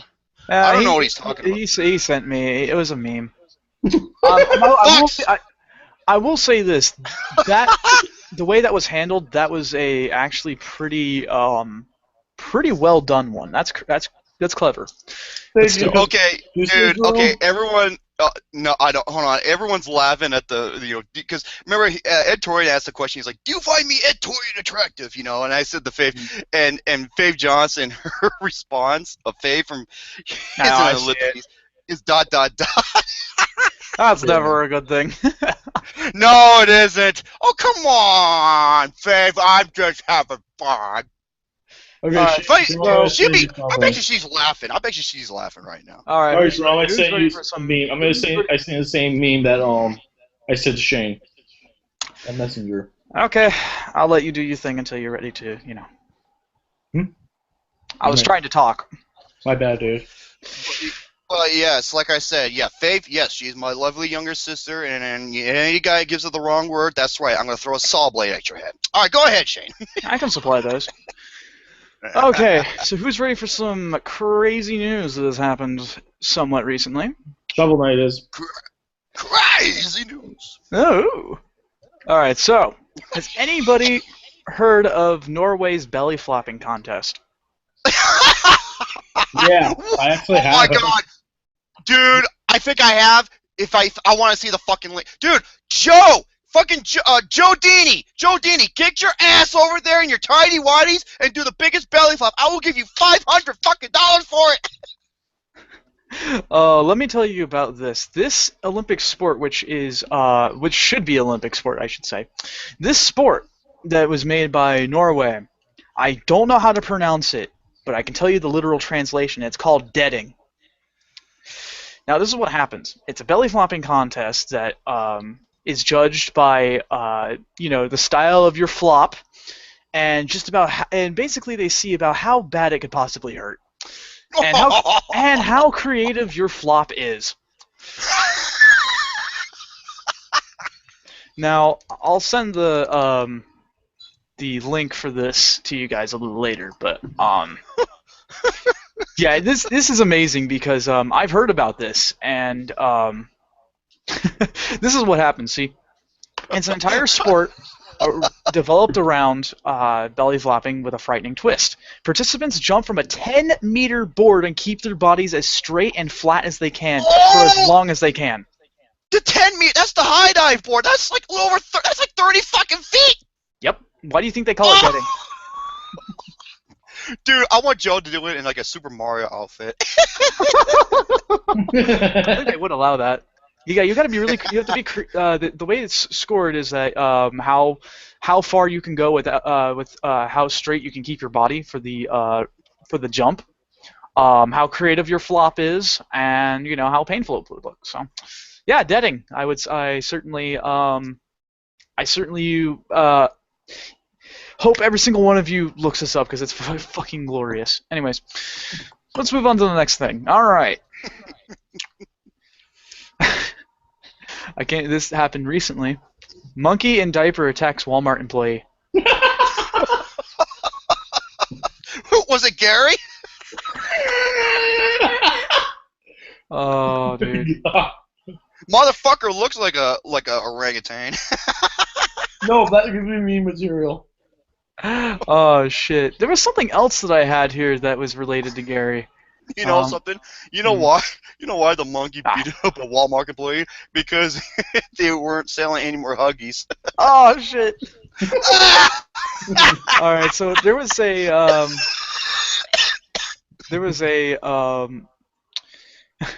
diaper-wearing monkey who was photographed running around the parking lot of a Walmart in Lancaster, Ohio, and was attacking an employee. Police said the pampered primate escaped when its owner opened her RV trailer door, according to the Lancaster Eagle Gazette. A store employee's attempt to capture the monkey near the shopping cart return area was caught on tape by bystanders. Man, where's the man with the yellow hat when you need him? Yeah, right. You know what? Lucas and Joe. Lucas is the guy in the yellow hat, and Joe's the... What? Oh. So apparently, this is what the woman did, by the way, in order to get the monkey off the guy. She yelled out, "Let him go! Let him go! Let him go! If he bites you, they will put him down." As in the monkey, they'll put you down. And the monkey stopped. The woman grabbed the monkey's hand, walked it back to the RV, and that was it. That was it. Yeah. So guys, don't ever get exotic pets like that because it's never a good idea. You know, it'd be even better what the woman would have said. Get your damn... Get your paws off me, you damn 38. Oh my god. Oh, fucking hell. No, I didn't mean to do that. I was looking for the Huggies. This happened a while ago, but this happened here. Let me get the page up. It's taking a while. I don't know why my internet's taking a long time here. Okay, let me go by this here real quick. Florida man has the world's greatest criminal alias ever. Oh my god. Okay. When police in Largo, Florida, arrested Jeffrey Forrest Poole on charges of violently resisting a police officer, the authorities made sure to list things like his age, weight, address in his police report. Officers also included an alias that Poole allegedly used in the past, and it's pretty awesome, but as well not safe for work. Ooh, you're getting kinky. Let's see. Police were called to the 37-year-old suspect's home on reported domestic disturbance early Sunday morning. When the officer arrived, according to the criminal complaint, Poole exited his home and said, "I will beat every cop's ass." Then Poole raised his right fist and began to extend it towards the face of an attempt to strike me, an arresting officer wrote, according to the smoking gun. Since Poole was arrested and taken to the Pinellas County Jail, it's highly unlikely he made good on his ass-kicking promise. Poole was charged with assaulting a police officer and violently resisting a police officer. He remains behind bars in lieu of a $5,150 bail. What makes this case interesting beyond Pinellas County is one tiny detail. The criminal alias Poole was previously used, one Dick Face Johnson. Dick Face Johnson, oh my god. You know what? I have another good name for him to use. His first name is Dean, last name Goldberry. Ah. No, this is actually legitimate too. I see the Dick Face Johnson? Yes, it's actually here. Let me show you. It's actually on the criminal report. Hang on, let me show you. Oh my god. This was legitimate. I'm not even joking. Did it get sent through? Why won't it send? You can't send it through the live chat because they don't accept links. I'm doing it through our chat. The group chat. Oh. It's not. All right, let me see. I don't see it. No, that's okay. I'll take your word for it. Oh yeah, it's a legitimate thing. It's pretty great. Dick Face Johnson. And it's an actual thing. Oh my god. Okay. Oh shit. Hang on. I lost the other link that I was trying to do. Okay. Woman robbed bank while babysitting kids, police say. Hey, they grew up to become Bonnie and Clyde. Now, I want to play a game with everybody here for a moment. Is it Florida or no? Take your bets. Place your bets. Florida or no? I say yes. I say yes. Because, dude, I say no. Shit. Honestly, I say say no. Well, if you said Florida, you'd be wrong. Yay! It was happened in Colorado. A Colorado woman is facing charges of robbery and child abuse after allegedly attempting to rob a bank while babysitting 2 kids. Rachel, of 28, was arrested Friday afternoon after police said she robbed the drive-through window of a Colorado East Bank and Trust in Severance. According to the release from the Weld County Sheriff's Office, she passed a note to her teller through the vacuum tube stating there was a man in her car who was threatening to harm her children if he didn't get money. The note said, "Do not sound the alarms. The man in the very back wants 100s and 50s. No die packs or trackers. He has a gun on my kids." Fearing lives were in danger, the teller gave the suspect $500, who drove off in a white Nissan SUV. After the robbery was reported, deputies secured the bank and canvassed the area. A vehicle matching the teller's description was discovered a short distance from the bank, according to the Coloradian. Investigators interviewed her and her employer and discovered she was hired to babysit 2 kids who had been in the back of the SUV who was used during the robbery, according to the Coloradian. These kids were unharmed during the robbery. And she told police, "I can't go back to jail." Oh my God. Wow. Yeah, you know why? He's got a get out of jail free card. Yeah, dude, freaking, it's just, You know what would have been the funniest thing ever? What's that?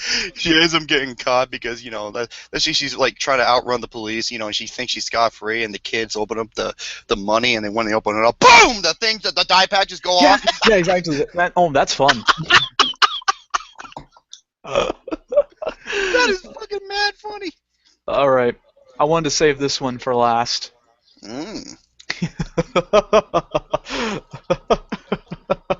Okay.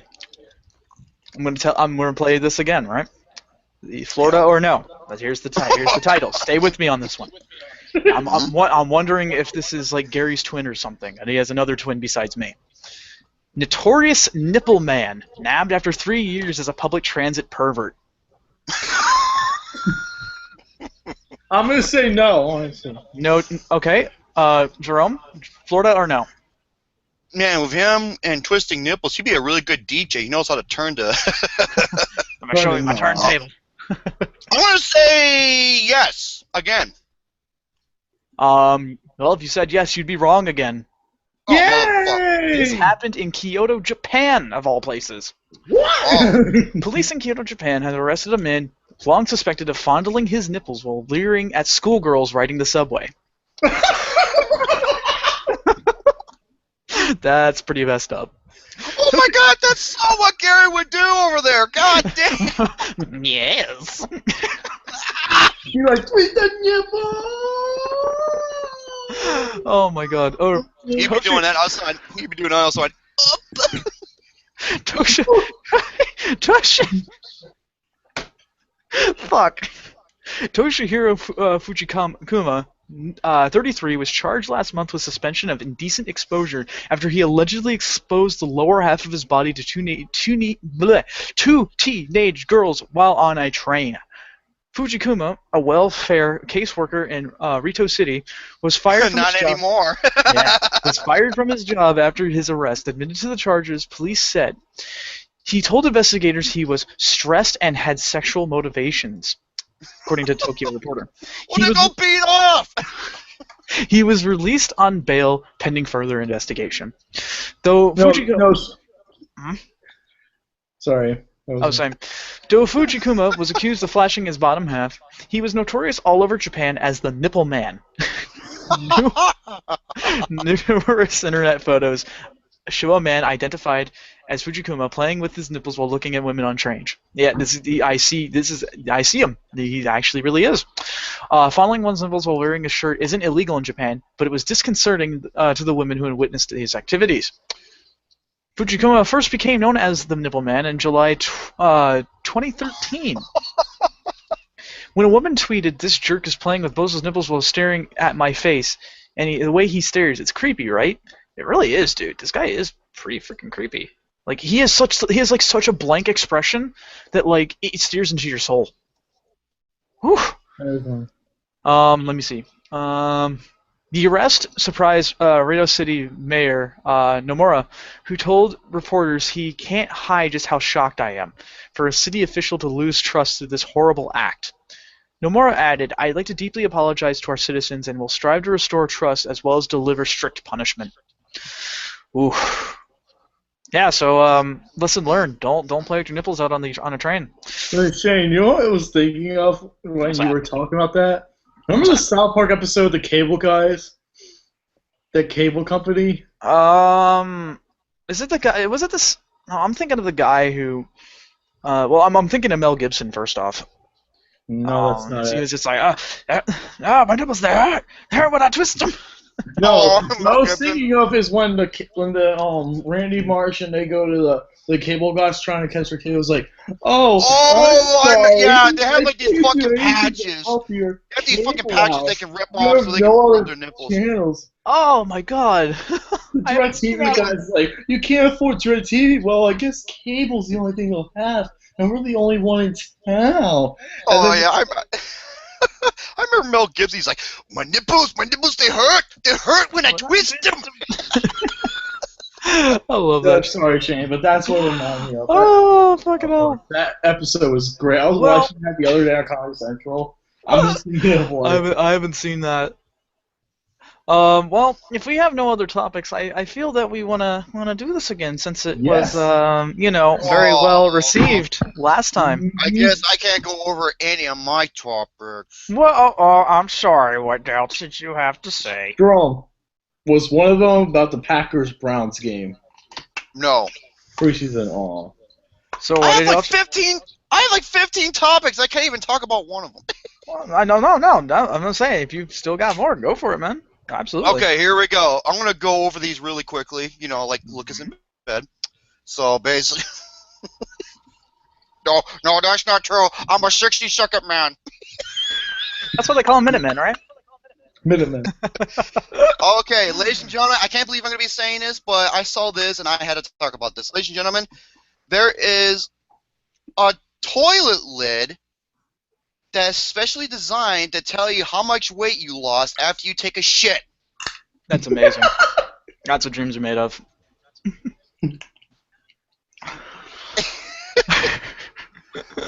Okay. For those who eating your breakfast when you're reading this, I apologize. How many times have you gotten down in the bathroom and feel like you're 10 pounds lighter? You know that feeling I'm talking about when you're convinced that you can now fit into jeans that are a size smaller?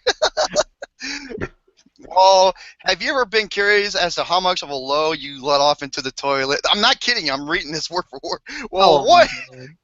Well, what you need, my friend, is the toilet seat scale.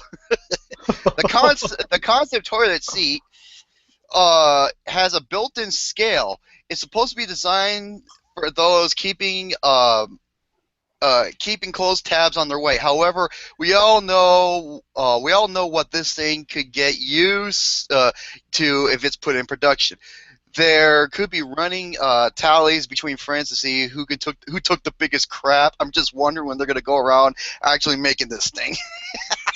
Oh man. Okay. That one. I want to do that. Olympic weightlifter breaks his arm in the Olympics while trying to clean and jerk 429 pounds. It's a sight to see. Oh, and by it's sight to see, I mean don't look at it if you're squeamish. Horrifying. It is. Basically, it's horrifying. The guy's left arm bent backwards and snapped out of place, and oh my god, the motherfucker was in total agony, and I couldn't blame the guy. He was an Armenian weightlifter, Andranik Karapetwan. I think that's how you pronounce his name. Which nation? When he was trying to. Armenian. He's Armenian. Oh, he's Armenian. Okay. Yep, and I don't know what weight class he is, but he tried to clean and jerk 195 kilos or 429 pounds. He got the clean. When he went for the jerk, boom, his socket, his left elbow snapped out of place and he broke his arm. Oh boy. Yep. Okay. Hold on. Go ahead. Like I said, I don't recommend anybody watching the video, but it is up. I have morbid curiosity, sadly. So when I saw it, I cringed so hard that like I felt just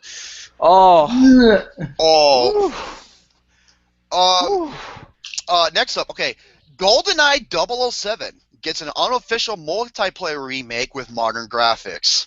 Yeah, man. Ooh. Yeah, GoldenEye, Like the king of the first-person shooters for the Nintendo 64.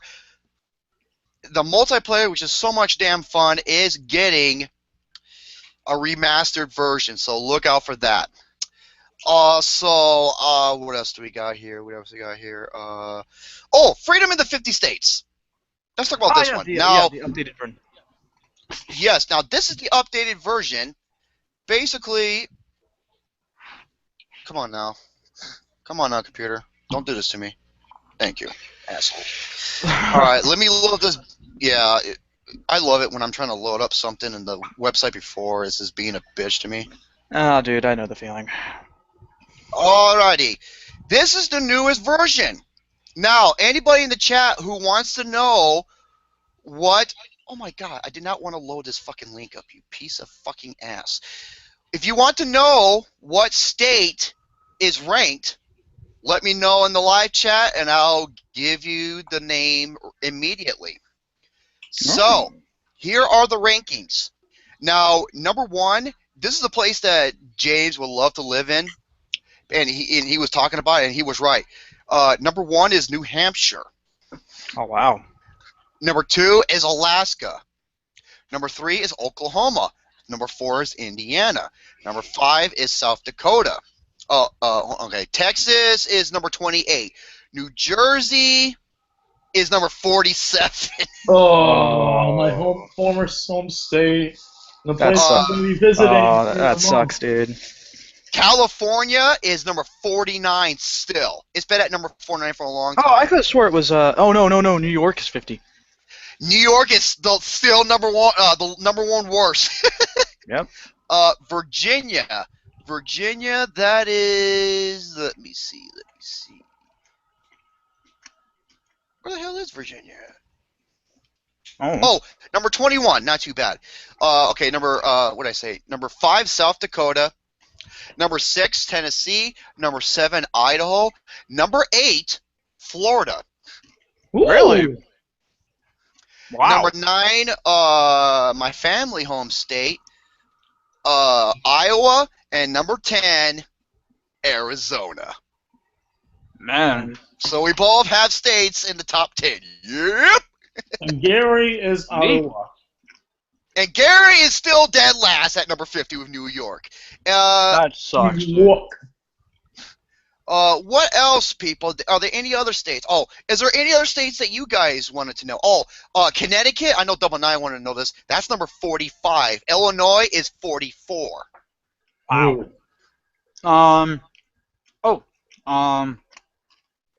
Washington State. Oh, Washington. 32. It's like right in the middle. Right in the middle. Okay. Shane, the Pimp Daddy, Plymouth County's former home state, Texas. Hawaii is number 48. The top 5 worst hasn't changed at all. Damn. Man.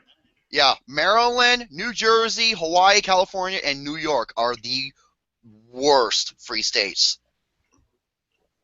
And number 1 is New Hampshire, and rightfully so, because that is a great state. So there you have it. There's your top. There's like some of the other ones. You can go to Freedom in the number 50 states, no spaces.org, to check out the uploaded states. So Fantastic. Next one. Oh yeah, did you hear about Seth Rollins when he was cutting a promo on Raw? A fucking wrestling fan ran into to confront him, and Seth Rollins just looked at him while he was cutting a promo, and he just pushed him down. That was hilarious.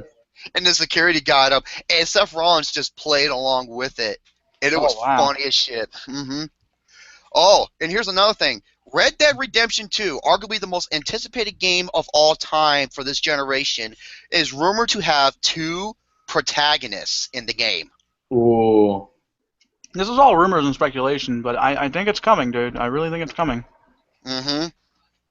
So, who knows if that could be true or not? What's another one here? Oh, Ivana Trump. Oh my God. Ivanka Trump. She's pretty hot. Not gonna lie. No, dude, she is one of the most beautiful women in the world. I can definitely agree with that. But you can't fix it. No, and you know what she said? She quoted Jack Nicholson's The Departed character in the worst way, and let me explain. Because, okay, now this website wants to be a dickhead to me. Come on, let me scroll down. Come on, let me scroll down, you son of a bitch. Come on, let me scroll down. There we go. She said this. Okay, now I scroll down way too much. It does this shit where it's buffering still, because it's one of those fucking, like, article websites. Okay, I don't want to be a product of my environment. I want my environment to be a product of me. And then she quoted this from Ivana Trump quoted this from Jack Nicholson, and she says wise words. However, that's not what he says when Jack Nicholson was playing Frank Costello, which is based off of the East Coast Mafia guy. What's his name? What's his? Johnny Depp played him. I can't remember. James Whitley. There, it's based off of him. And this is what the entire thing says, or his monologue. I don't want to be a product of my environment. I want my environment to be a product of me. Years ago, we had the church. That was the only way of saying we had each other. The Knights of Columbus were real head breakers. True guineas. No, I'm quoting this word for word. They took over their piece of the city. 20 years after an Irishman couldn't get a fucking job, we had the presidency. May he rest in peace. That's what the ninjas. It says not ninjas though. That's what the ninjas don't realize. If I got one thing against the black chappies, it's this. No one gives it to you. You have to take it. Why would Ivana Trump quote this? That's ridiculous, dude. I should quote the first sentence, but that leads up to all of this. What an idiot. Man, I don't know. Fucking dumb blonde bitch. You know why she stopped eating pickles? She couldn't get her head out of the fucking jar. All right. Oh man. Oh my About God. the Scarface remake, there has been talks of a director who's going to be on the director's chair, and that is Antoine Fuqua. And Antoine Fuqua, known for doing Training Day, Southpaw, Olympus Has Fallen, The Equalizer, and so on. I am against this remake because why remake a remake? Yes. Completely great idea. No sense. Oh my God, this is the best comment ever. I'm going to type it out to you guys on this thing. Okay. Oh, Nintendo? Okay, you want to know? Okay, thank you, Pepsi. Here's why Nintendo are douchebags. Nintendo takes down Nintendo Power Collection from the Internet Archive after noticing it. Yeah, this sucks. This really Fucking sucks. douchebags! I think you're trying to say Ivanka Romy. Okay, and the last one I have to talk about, I went through most of these really quick, but I'll say the 5 things the DC movie universe does better than Marvel article on another time, because we'll get more in depth. Now, here we go, folks. I saw this. This is an oldie but goodie. A man spites whining child by buying all the pies at Burger King. Now, let me make a note of this, by the way, for y'all. This is an old story. However, it's still absolutely brilliant. Please continue. Okay. Everyone has experienced an unruly child in a public place, but one man was so fed up by a child whining nearby that he took matters into his own hands to get revenge. Yeah, for me, it's called a baseball bat. Oh man. Yeah, you ever seen season 6 finale of The Walking Dead? That's all I am going to say. The man who shared his story on Reddit said he was in a long line at Burger King when his mother and child got in line behind him. The child, he said, was acting up for a moment he arrived at the fast food chain. The kid's out of control, screaming, punching the mother, throwing around a game, but whatever he didn't do right in the time.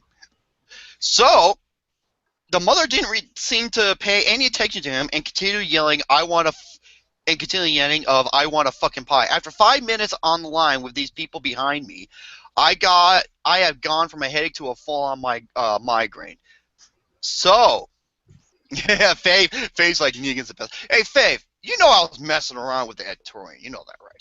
Okay, because, she put the dot. I'm just like, I was just messing around. Yeah. The man explained that he tried to get the mother to take her child out of the line, but she didn't respond. So what did he do? He literally bought every single pie Burger King had in store.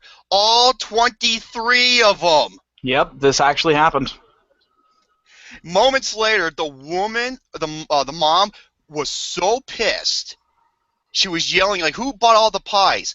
And the individual who did this, the cashier pointed at the guy who bought all the pies, and what did the guy do? The woman was staring at him with, like, a death look. And he stood there, took out one of the pies, and slowly ate it right in front of her face. And then he turned around and walked out of the door. Oh my god. You are a god among gods. You are the Alpha and the Omega. This guy needs his own red carpet. You know what I was going to say? Was that, as the old saying goes, not all heroes wear capes. Nope. And the saying that I said, children, they are Satan little helpers or little spawns of hell. There you Children, go. not even once. No, twice. Why? Because because both their black eyes deserve to get beaten. I hate those little fuckers. I'm sorry. I can't stand them. I will get my vasectomy with no lidocaine or Novocaine next time, and I will still do it. Oh my god, man. I'm fucking dead serious. I hate him that goddamn bad. Ooh, holy shit. Anyways, I would do a Mortal Kombat Johnny Cage uppercut fatality to him. Oh, god. Oh shit. Except I do the glitch, so I knock their heads off 3 times. So those are most of my things. I'm gonna let Shane get on with. Get ready. Yeah. So, you guys mentioned about after the last episode ended about how much you enjoyed the last segment we had before. And it makes me very happy to hear that because I took a bit of time out in order to make this work, right? And honestly, I'm very happy that all of you enjoyed it, and I'm hoping to truly make it its own thing someday, but for right now, we're going to stick it to this show for right now. Are you guys up for another round? Yes, I am. Oh. And no, Joe, we're not talking about beer, so calm your baloney tits. Holy shit. Yep, for those who are now just joining us in Pain and Gain for the first time, maybe if you were now watching the playback, I am talking none other than Don't Get Me Started.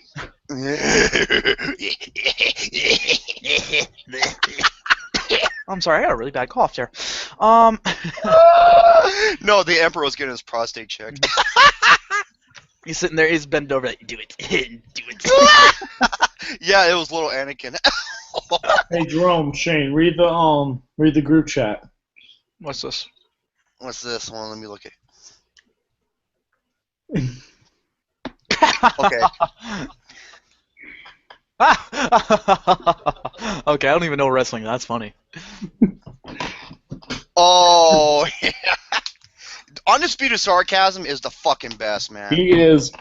He is awesome.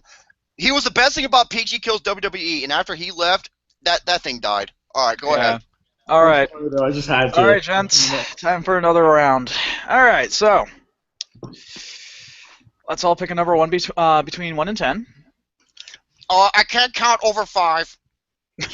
Maybe you do, but I can. No, yes. Yes,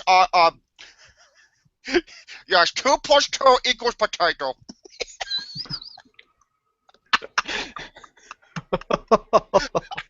No, that's not true. 4 plus 4 equals Kirby.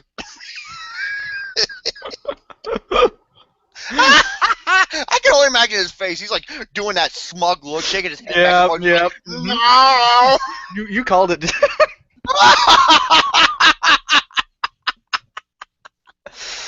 What the fuck? Anyways, Okay, go ahead. So everybody, between 1 and 10. 4. 4.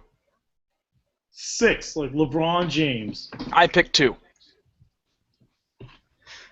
Lucas, you're up first. Jerome is up second, and I'm going last again. The number was That's not even possible. He can't even count above 7. Oh, fuck off. That's not true. That's not true. I got a degree. You don't. So fuck you, motherfucker. I'm smarter. You're dumb shit network. Yeah, you're the dumb shit in the network, Jerome. Come on. I know I am. I'm proud of it, goddamn. Oh my god. Okay. Nick, This dumb shit. 2 plus 2 equals LCMuscles homemade perverted enchiladas. And you know what? This dumb shit at the network has a beautiful, lovely, fine-looking beauty on the side. Fantastic. Oh, wait a minute. So I get to pick for somebody, though? I get to pick a topic for somebody. Oh no. You go first, as in you're the one ranting first. It's up to, okay, Jerome. No, pick another number. One between 1 and 10. 7. I picked 4. Damn it! You go. You had to pick one for Lucas. God damn The it. number was 6. Okay, Lucas, you know what? I'm going to do this anyway. Don't get me started on why sporks fucking suck ass. This is a goddamn you fucking piece of shit. No. I'm a piece of shit, not a fucking piece of shit. There's a difference, man. Well, Lucas, you could forfeit the point to Jerome, man. The only thing I'm going to be Or- forcing is Kirby and BB-8 to clean out my colon. I agree. Yeah, I agree. I that's agree what with you Faith. Jerome. I agree with Faith with her sentiment. Sports do suck ass. Yes. Lucas, has Kirby ever given you a colonoscopy? Okay, I burnt over. No, I Anyways, got one from Ben Roethlisberger. in the bathroom. He made me wear a helmet.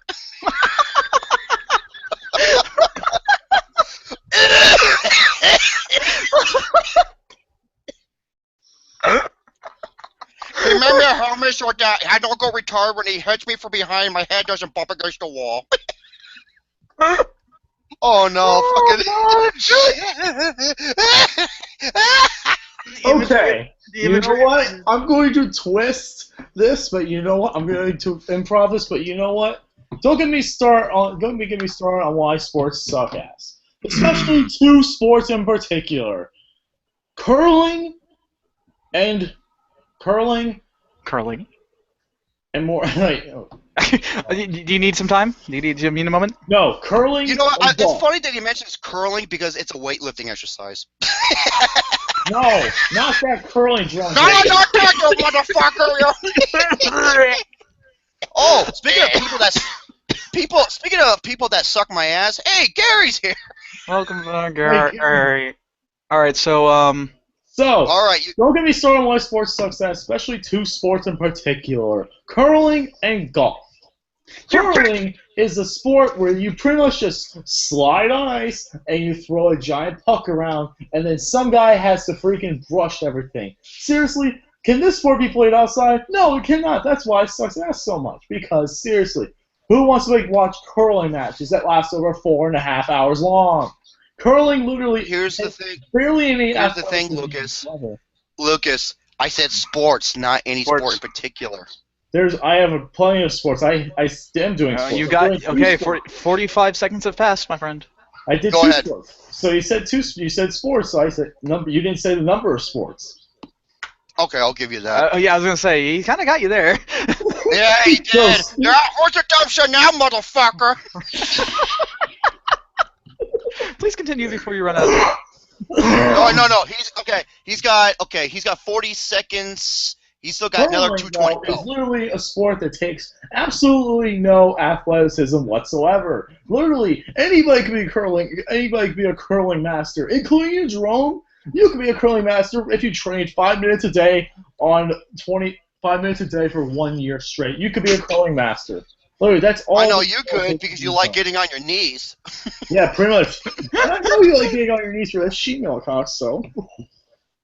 Hey man, at least she leaks loose like a chicken. I'm getting some. Anyway, though, curling is definitely something that I don't even get why it's part of the Winter Sports Olympics. Just please remove it because it's literally a sport that no one other than Canada and the other sports care about. Is there a really good curling team in the United States? No, because who cares about curling in the United States? And for golf, okay, golf is definitely something that sucks ass because literally it takes 4 freaking days. All you do. Literally in golf is just hit a ball around, walk to the next hole, or the course, hit a ball around, and continue to do that until you get it into a hole. And literally, if you're not good at golf, this game will make you go insane. Literally, trust me, I've seen people absolutely lose their mind over golf because golf is literally one sport that you really, really do not want to get yourself really into because if you try and get yourself involved with money with golf, you are going to have a bad time.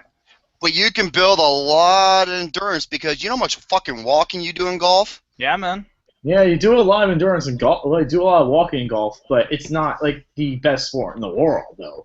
It's not like going to make you the fittest athlete in the world. There are people that are overweight and play golf. That's a good point. Isn't it?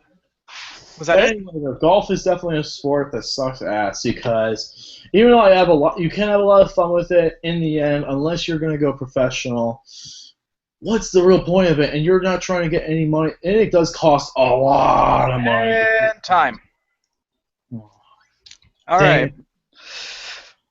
I'm actually impressed about the length that you went on, but I see what you did there, you sneaky little shit. And just for that, I have to give you the point. Just for I that. literally bent the rules to my favor, so I didn't have to. Yeah, man. That's clever thinking, dude.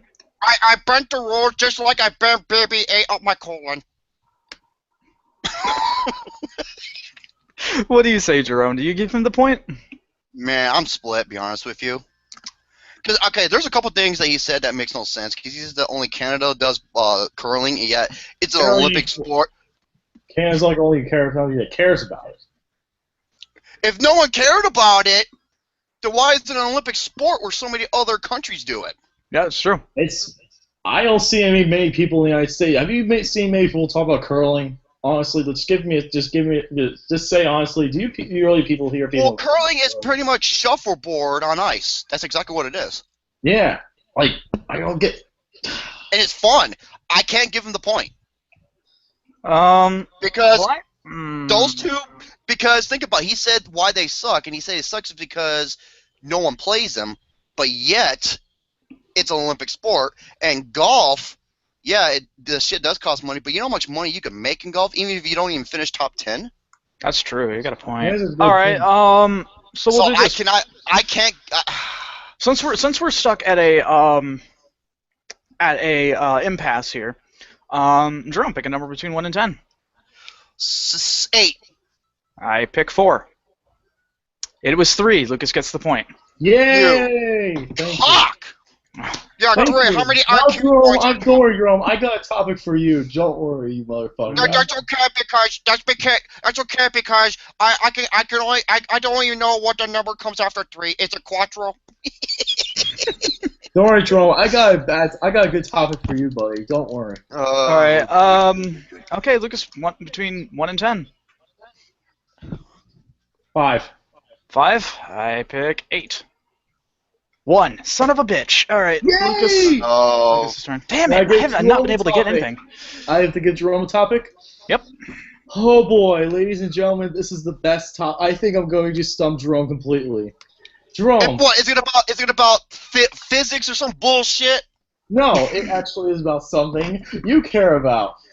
Don't get me started on why deadlifts are the best exercise ever. Oh shit. He's kind of got you there, dude. Turnabout's fair play.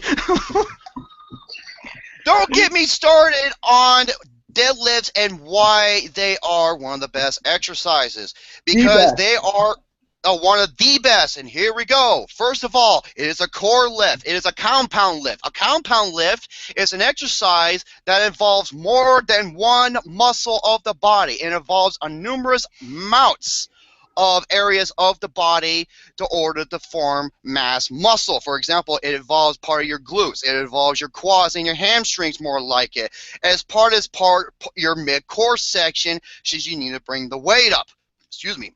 Also, another thing is it's great for bodybuilders for some cases because it helps stabilizes a strong, powerful core. It is not safe to do with deadlifts in regards to 1 rep maxes because that's where you can cause faints or passing out because the amount of blood going through your head when you're straining the lift. The powerlifting aspect should be taken away. It is the bodybuilding aspect in which you're doing deadlifts. Also, more importantly, deadlifts are better when you use a hexagon bar. A hexagon bar is a specific type of bar where it's shaped like a hexagon and you can stand in the middle and you can grab the bars with your palms facing towards you rather than forward or away from you. It helps stabilizes your grip and helps you overall better with going up with the weight because you don't have to worry about the bar hitting your shins or your knees. So it's kind of like doing like a bottom squat. So if you follow those keys and use that specific type of bar, you can do great things in the long run. So that's why you should never get me started on why deadlifts are the best. And time, 1 minute and 50 seconds. Not bad. I could. Jerome, hey, Lucas! Jerome, I could almost feel like you're about to shit yourself in that entire situation. It goes against everything. Speaking of shit, hey, Lucas, open wide. I'm gonna be straight up honest with us. I believe that you deserve the point on that because you went against something that was you branded on something that was not only against your principles, but you did it really well. Here's the thing: Lucas and I both have this as the worst fucking exercise on the face of the planet. If you do it with a hexagon bar, that was my loophole. Ah, that makes sense. Okay. Because hey Lucas, you wonder why I got bigger muscles than you? Oh, spooge all over your face. Look it up like frosting. Oh man. I'm actually surprised you did, man. Items editorial. When Kirby jacks off your face, does it taste like strawberry?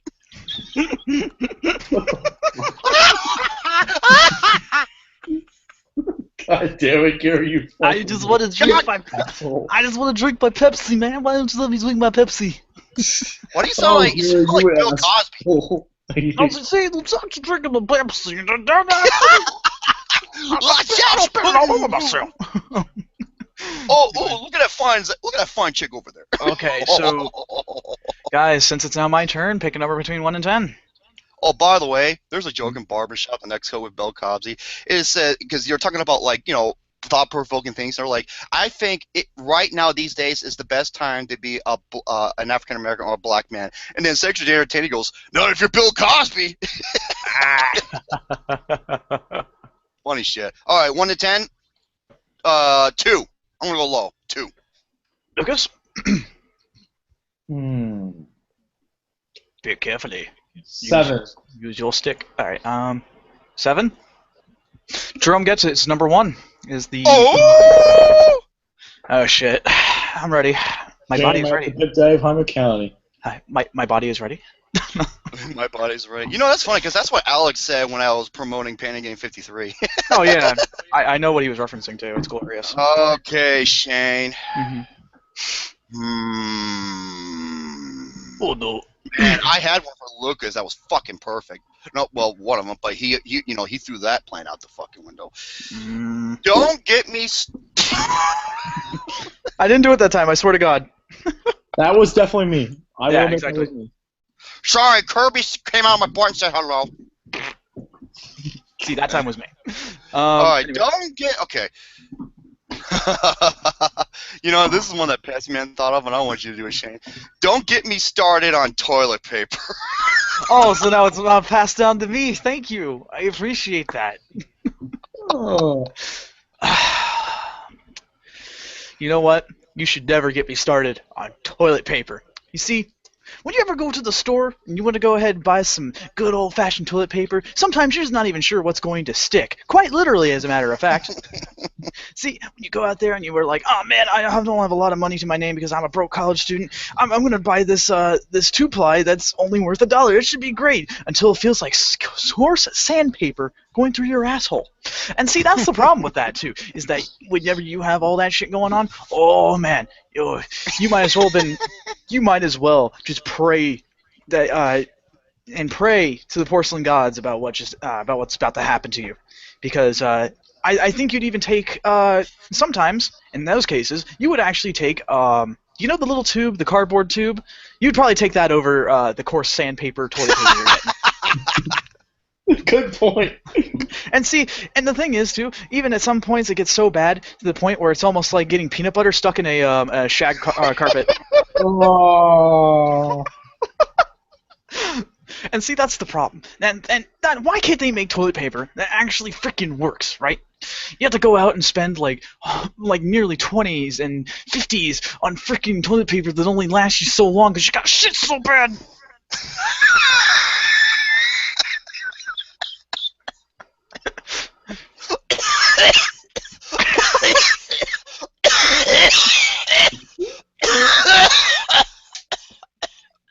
I had to stop for a second before he fucking died. I'll fucking die. Oh, my eyes. Yeah, you remember those Charmin Ultra commercials with those fucking bears when they're taking shit in the woods? Exactly. And then the best part is they're looking for a tree and they're like, and he rips out the fucking Wall Street Journal or some bullshit. I'm like, yeah, exactly right. It's like, oh. Okay. Oh shit. Anyway, back to what I was saying. And that's the thing. Sometimes you just want to have Taco Bell and just have the biggest fucking diarrhea, and at the same time, you just like, oh man, I wish this toilet paper worked.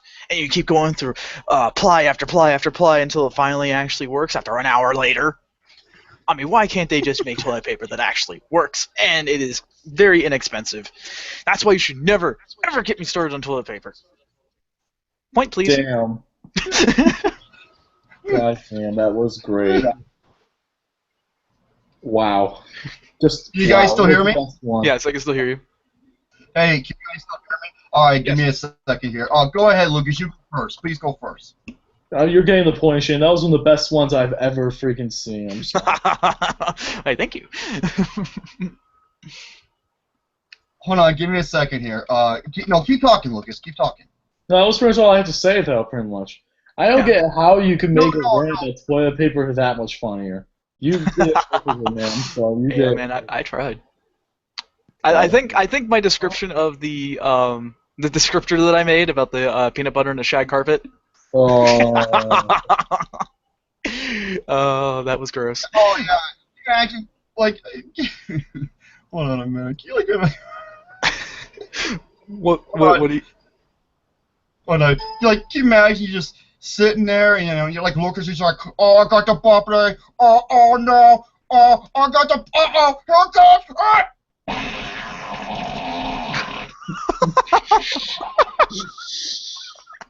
Yes, exactly.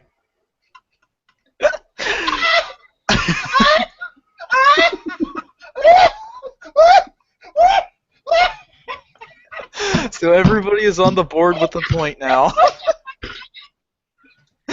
Fucking Jerome's fucking dying.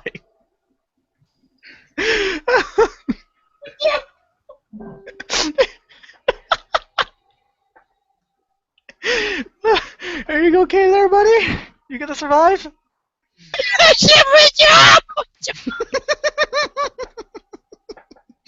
Wait, Pepsi Man says, who are what are you, Ron Simmons, Lucas? When he says, oh yeah, Ron Simmons. Damn. So, Jerome, do you think I deserve the point? Deserve the point? You deserve to get a blowjob from me. You blowjob? Fuck, you deserve to win after that. All right, the point. Everyone's on the board with the point now. Oh my god, I'm laughing so fucking hard. I'm farting like a motherfucker. Especially after I had that chicken. I had that chicken quesadilla, man. I'm just fucking farting. I feel like I'm doing the ab crunch or some shit. Oh man. All right, so. Oh god, I just fucking fart, man. I'm farting like a motherfucker. I can't help it, man. You know what? I want one of those fucking 22 targets is like that fart though. Oh yeah. All right, Lucas. Yeah, that's what happens when I ate vanilla pudding. Lucas's turn. All right, Jerome, pick a number between 1 and 10. Oh. Okay. Number 9. 5. Son of a bitch! 8. What is it? 8. God damn. Damn it! I can't seem to get any of mine in. Go. Just do your thing. Now this is for Lucas. Yeah, it's for Lucas. Lucas, okay, this is the topic I talked about last week, and I'm going to do it now to him just to rub it in. Ooh, I can go with a couple ones. Okay, Lucas, don't get me started as to why Poolander 2 is a massive piece of shit. Okay, I can go pretty well with this one. Ooh, all right. Especially the moose scene. Oh, you son of a bitch. Yeah, that's right, motherfucker. I'm going there, yes. You fucking stinking ass colostomy bag. Alright, fine. Gas, You know dude, what? shit. I'll do it. Don't get me started on why Zoolander 2 is a piece of shit movie. This movie has no likability compared to the original film. The original film had great acting, great jokes, and a great villain with definitely a well-timed plot. This movie has a clusterfuck and pretty much all over the place. Pretty much all the characters really have no likability at all. Especially one of the scenes that got me cringing the most is when Will Smith is in that head cage and he starts kissing wife like. Wait, Will Smith? Yeah, that literally made me cringe. I'm Will sorry. Smith? Pretty much the whole reason why Poolander 2 was nowhere near as good as the first one is because it was a big financial failure and it did not have the best parts of the original. Even though the cameos tried to do something, they were not that good compared to the original film. The original film had much more likability. The original film had much more charisma compared to this one. This felt like a generic sequel adding a character that really no one cared about, and pretty much Poolander 2 really did not live up to the expectations of the original. Poolander 2 did have the moose scene, even though a lot of people hated it.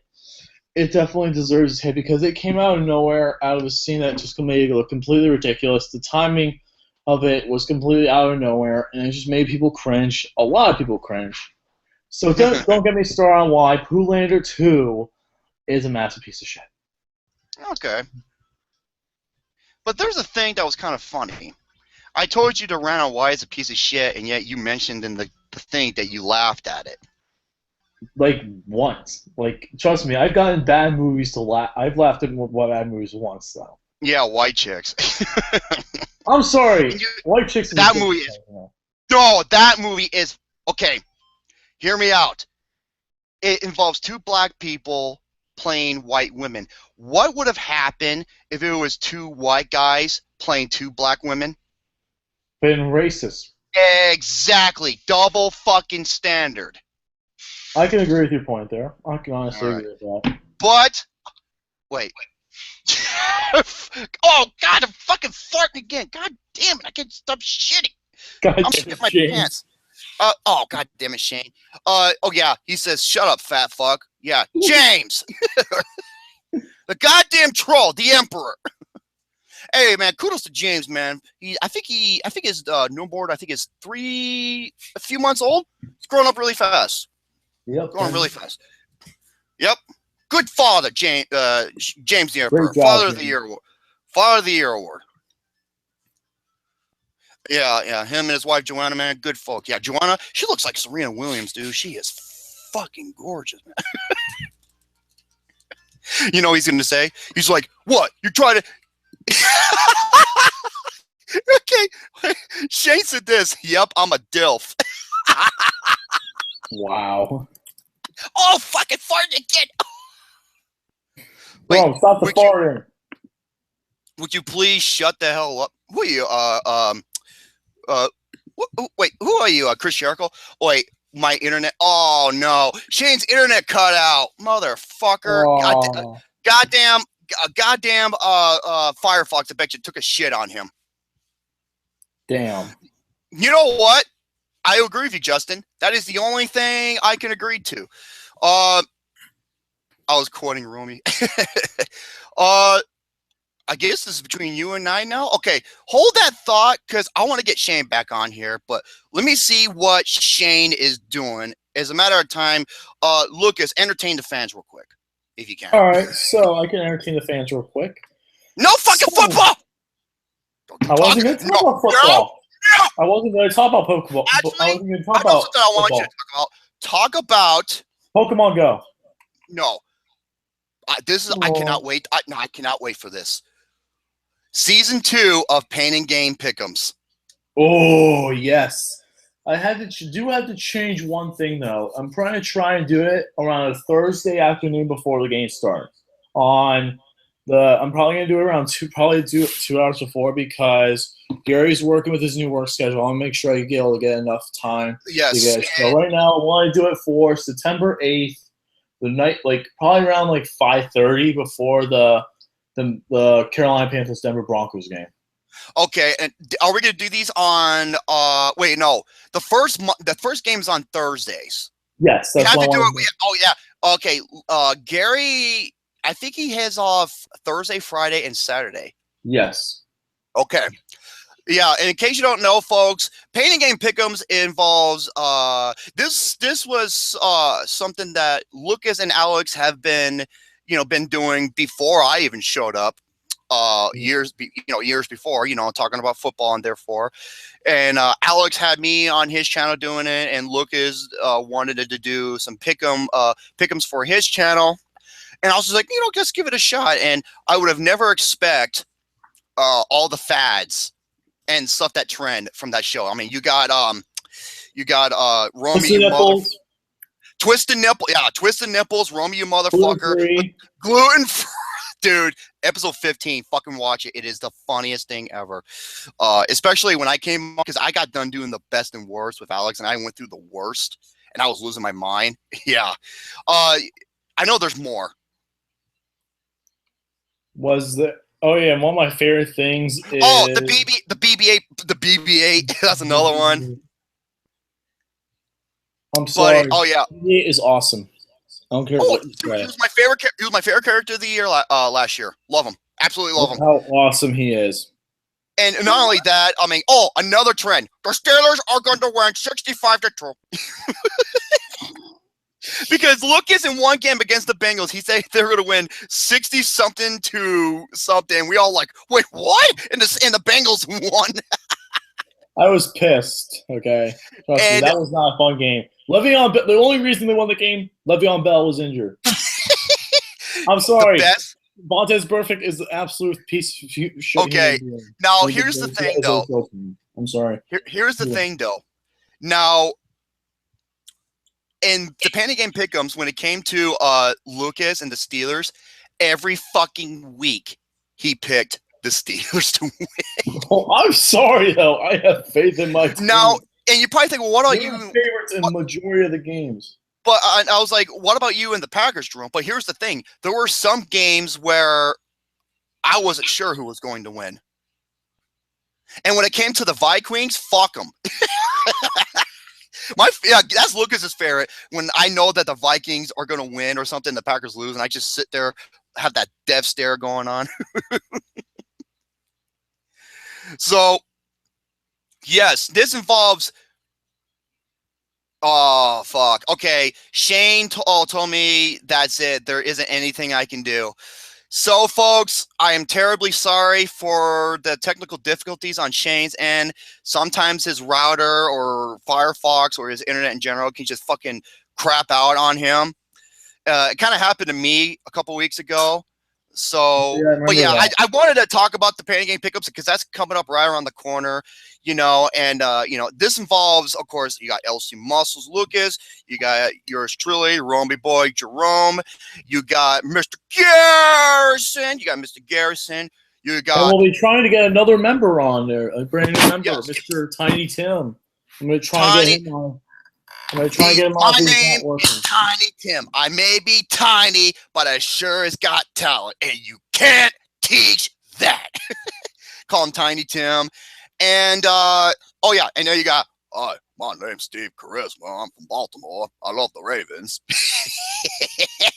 Oh, I fucking love Steve Charisma. Steve Charisma, of course, is the lovely Mama K's son. He's a good kid. You got Alexander. And might get Tiny Tim because he is a massive Dallas Cowboys fan. And it's funny because each one of us on the and my name's Luke Nukem. Blow it out your ass. Luke Nukem, who was also a big contributor of the show, and each one of us have their own sports teams. Minus Steve Charisma and Luke Nukem, they're both Baltimore Ravens. Lucas, of course, is the Pittsburgh Steel Dildos. No, they're not the Steel Dildos. No, that's not true. No, That's not my true. mom used to call them the Swipers. The Swiper, Pittsburgh no Swipers. Well, because they always swipe. And you know why? She was a huge fan growing up. She loves Terry Bradshaw and those Steelers. Terry Bradshaw, that was the team she grew up with. So, and you got Alexander the Great. He loves the Miami Dolphins. You got me with the Green Bay Packers. You got Gary with the Buffalo the Buffalo Bills. Mm. And then you got Steve Charisma and Luke Nukem with the Baltimore Ravens. And Tiny Tim with the Dallas Cowboys. And I'm not missing no one, am I? Because that suck. So I think we should end the show there due to the fact that he just started had one of his hoes knock out his internet, unfortunately. Yeah, the fucking white bear's gonna come out of him and just pink smack the shit out of that bitch. Pretty much. Why was she told twice? Wait, why did she have two black eyes? She was told more than once. That is so bad. I apologize. That is awful. No, she smacked her on the ass. Okay. So I guess that will wrap it up for Pain and Gain 53. Lucas, go ahead. Do your final intro. All right, guys. Thank you all for watching the Pain and Gain podcast, episode number 53. This was an excellent episode. I think, unfortunately, we did not have the best end, unfortunately. But I want to get your opinion on something, Jerome. Did I win that point or not? I'm going to ask Shane about this. No, you did win it before. Okay, so I did win the point. Okay, so because we were split, so we did a 1 through 10, and you end up getting the point. What about the Zoolander one? That's what I wanted to know. I'll give it to you. Why not? Yay! I'm going to ask Shane real quick, just to make sure. Yay! I got it. Why? Because I'm dumb as fuck. Look at this. Look at this. These are shoulders. These are shoulder muscles. Oh, jeez. Shoulders. Look at that. About as big as your fucking melon head. Oh, my God. Darn. Darn. Though. Nice brunch. Always after the Pain Game podcast. Unfortunately, I wish Shane O'Mac, the Pimp Daddy of Hyman County, to say his final words, but unfortunately, he has to deal with his women knocking out his internet, and he's probably giving him a stern lecture. That's all I gotta say. So, Jerome, say goodbye for everybody, and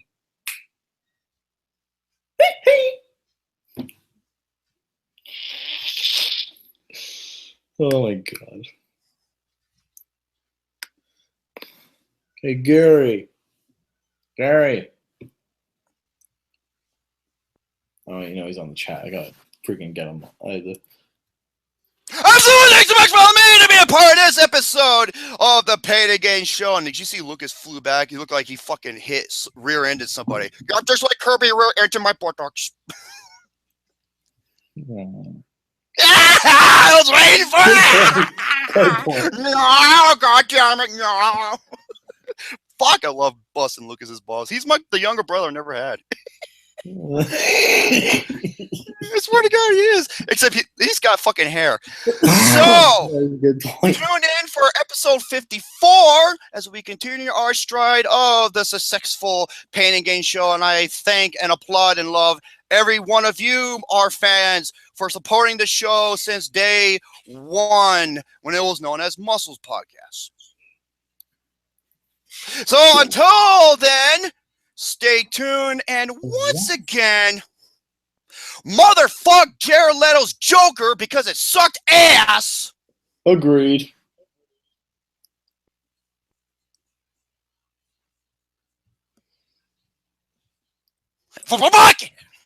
And also one more. I want to give a big motherfucking fuck you to the directors of Sausage Party for your bullshit with the animation team. Yeah, not paying your guys for overtime. What a dick move. Thank you all for watching, and we'll see you guys in the next episode. See you later, and stay awesome.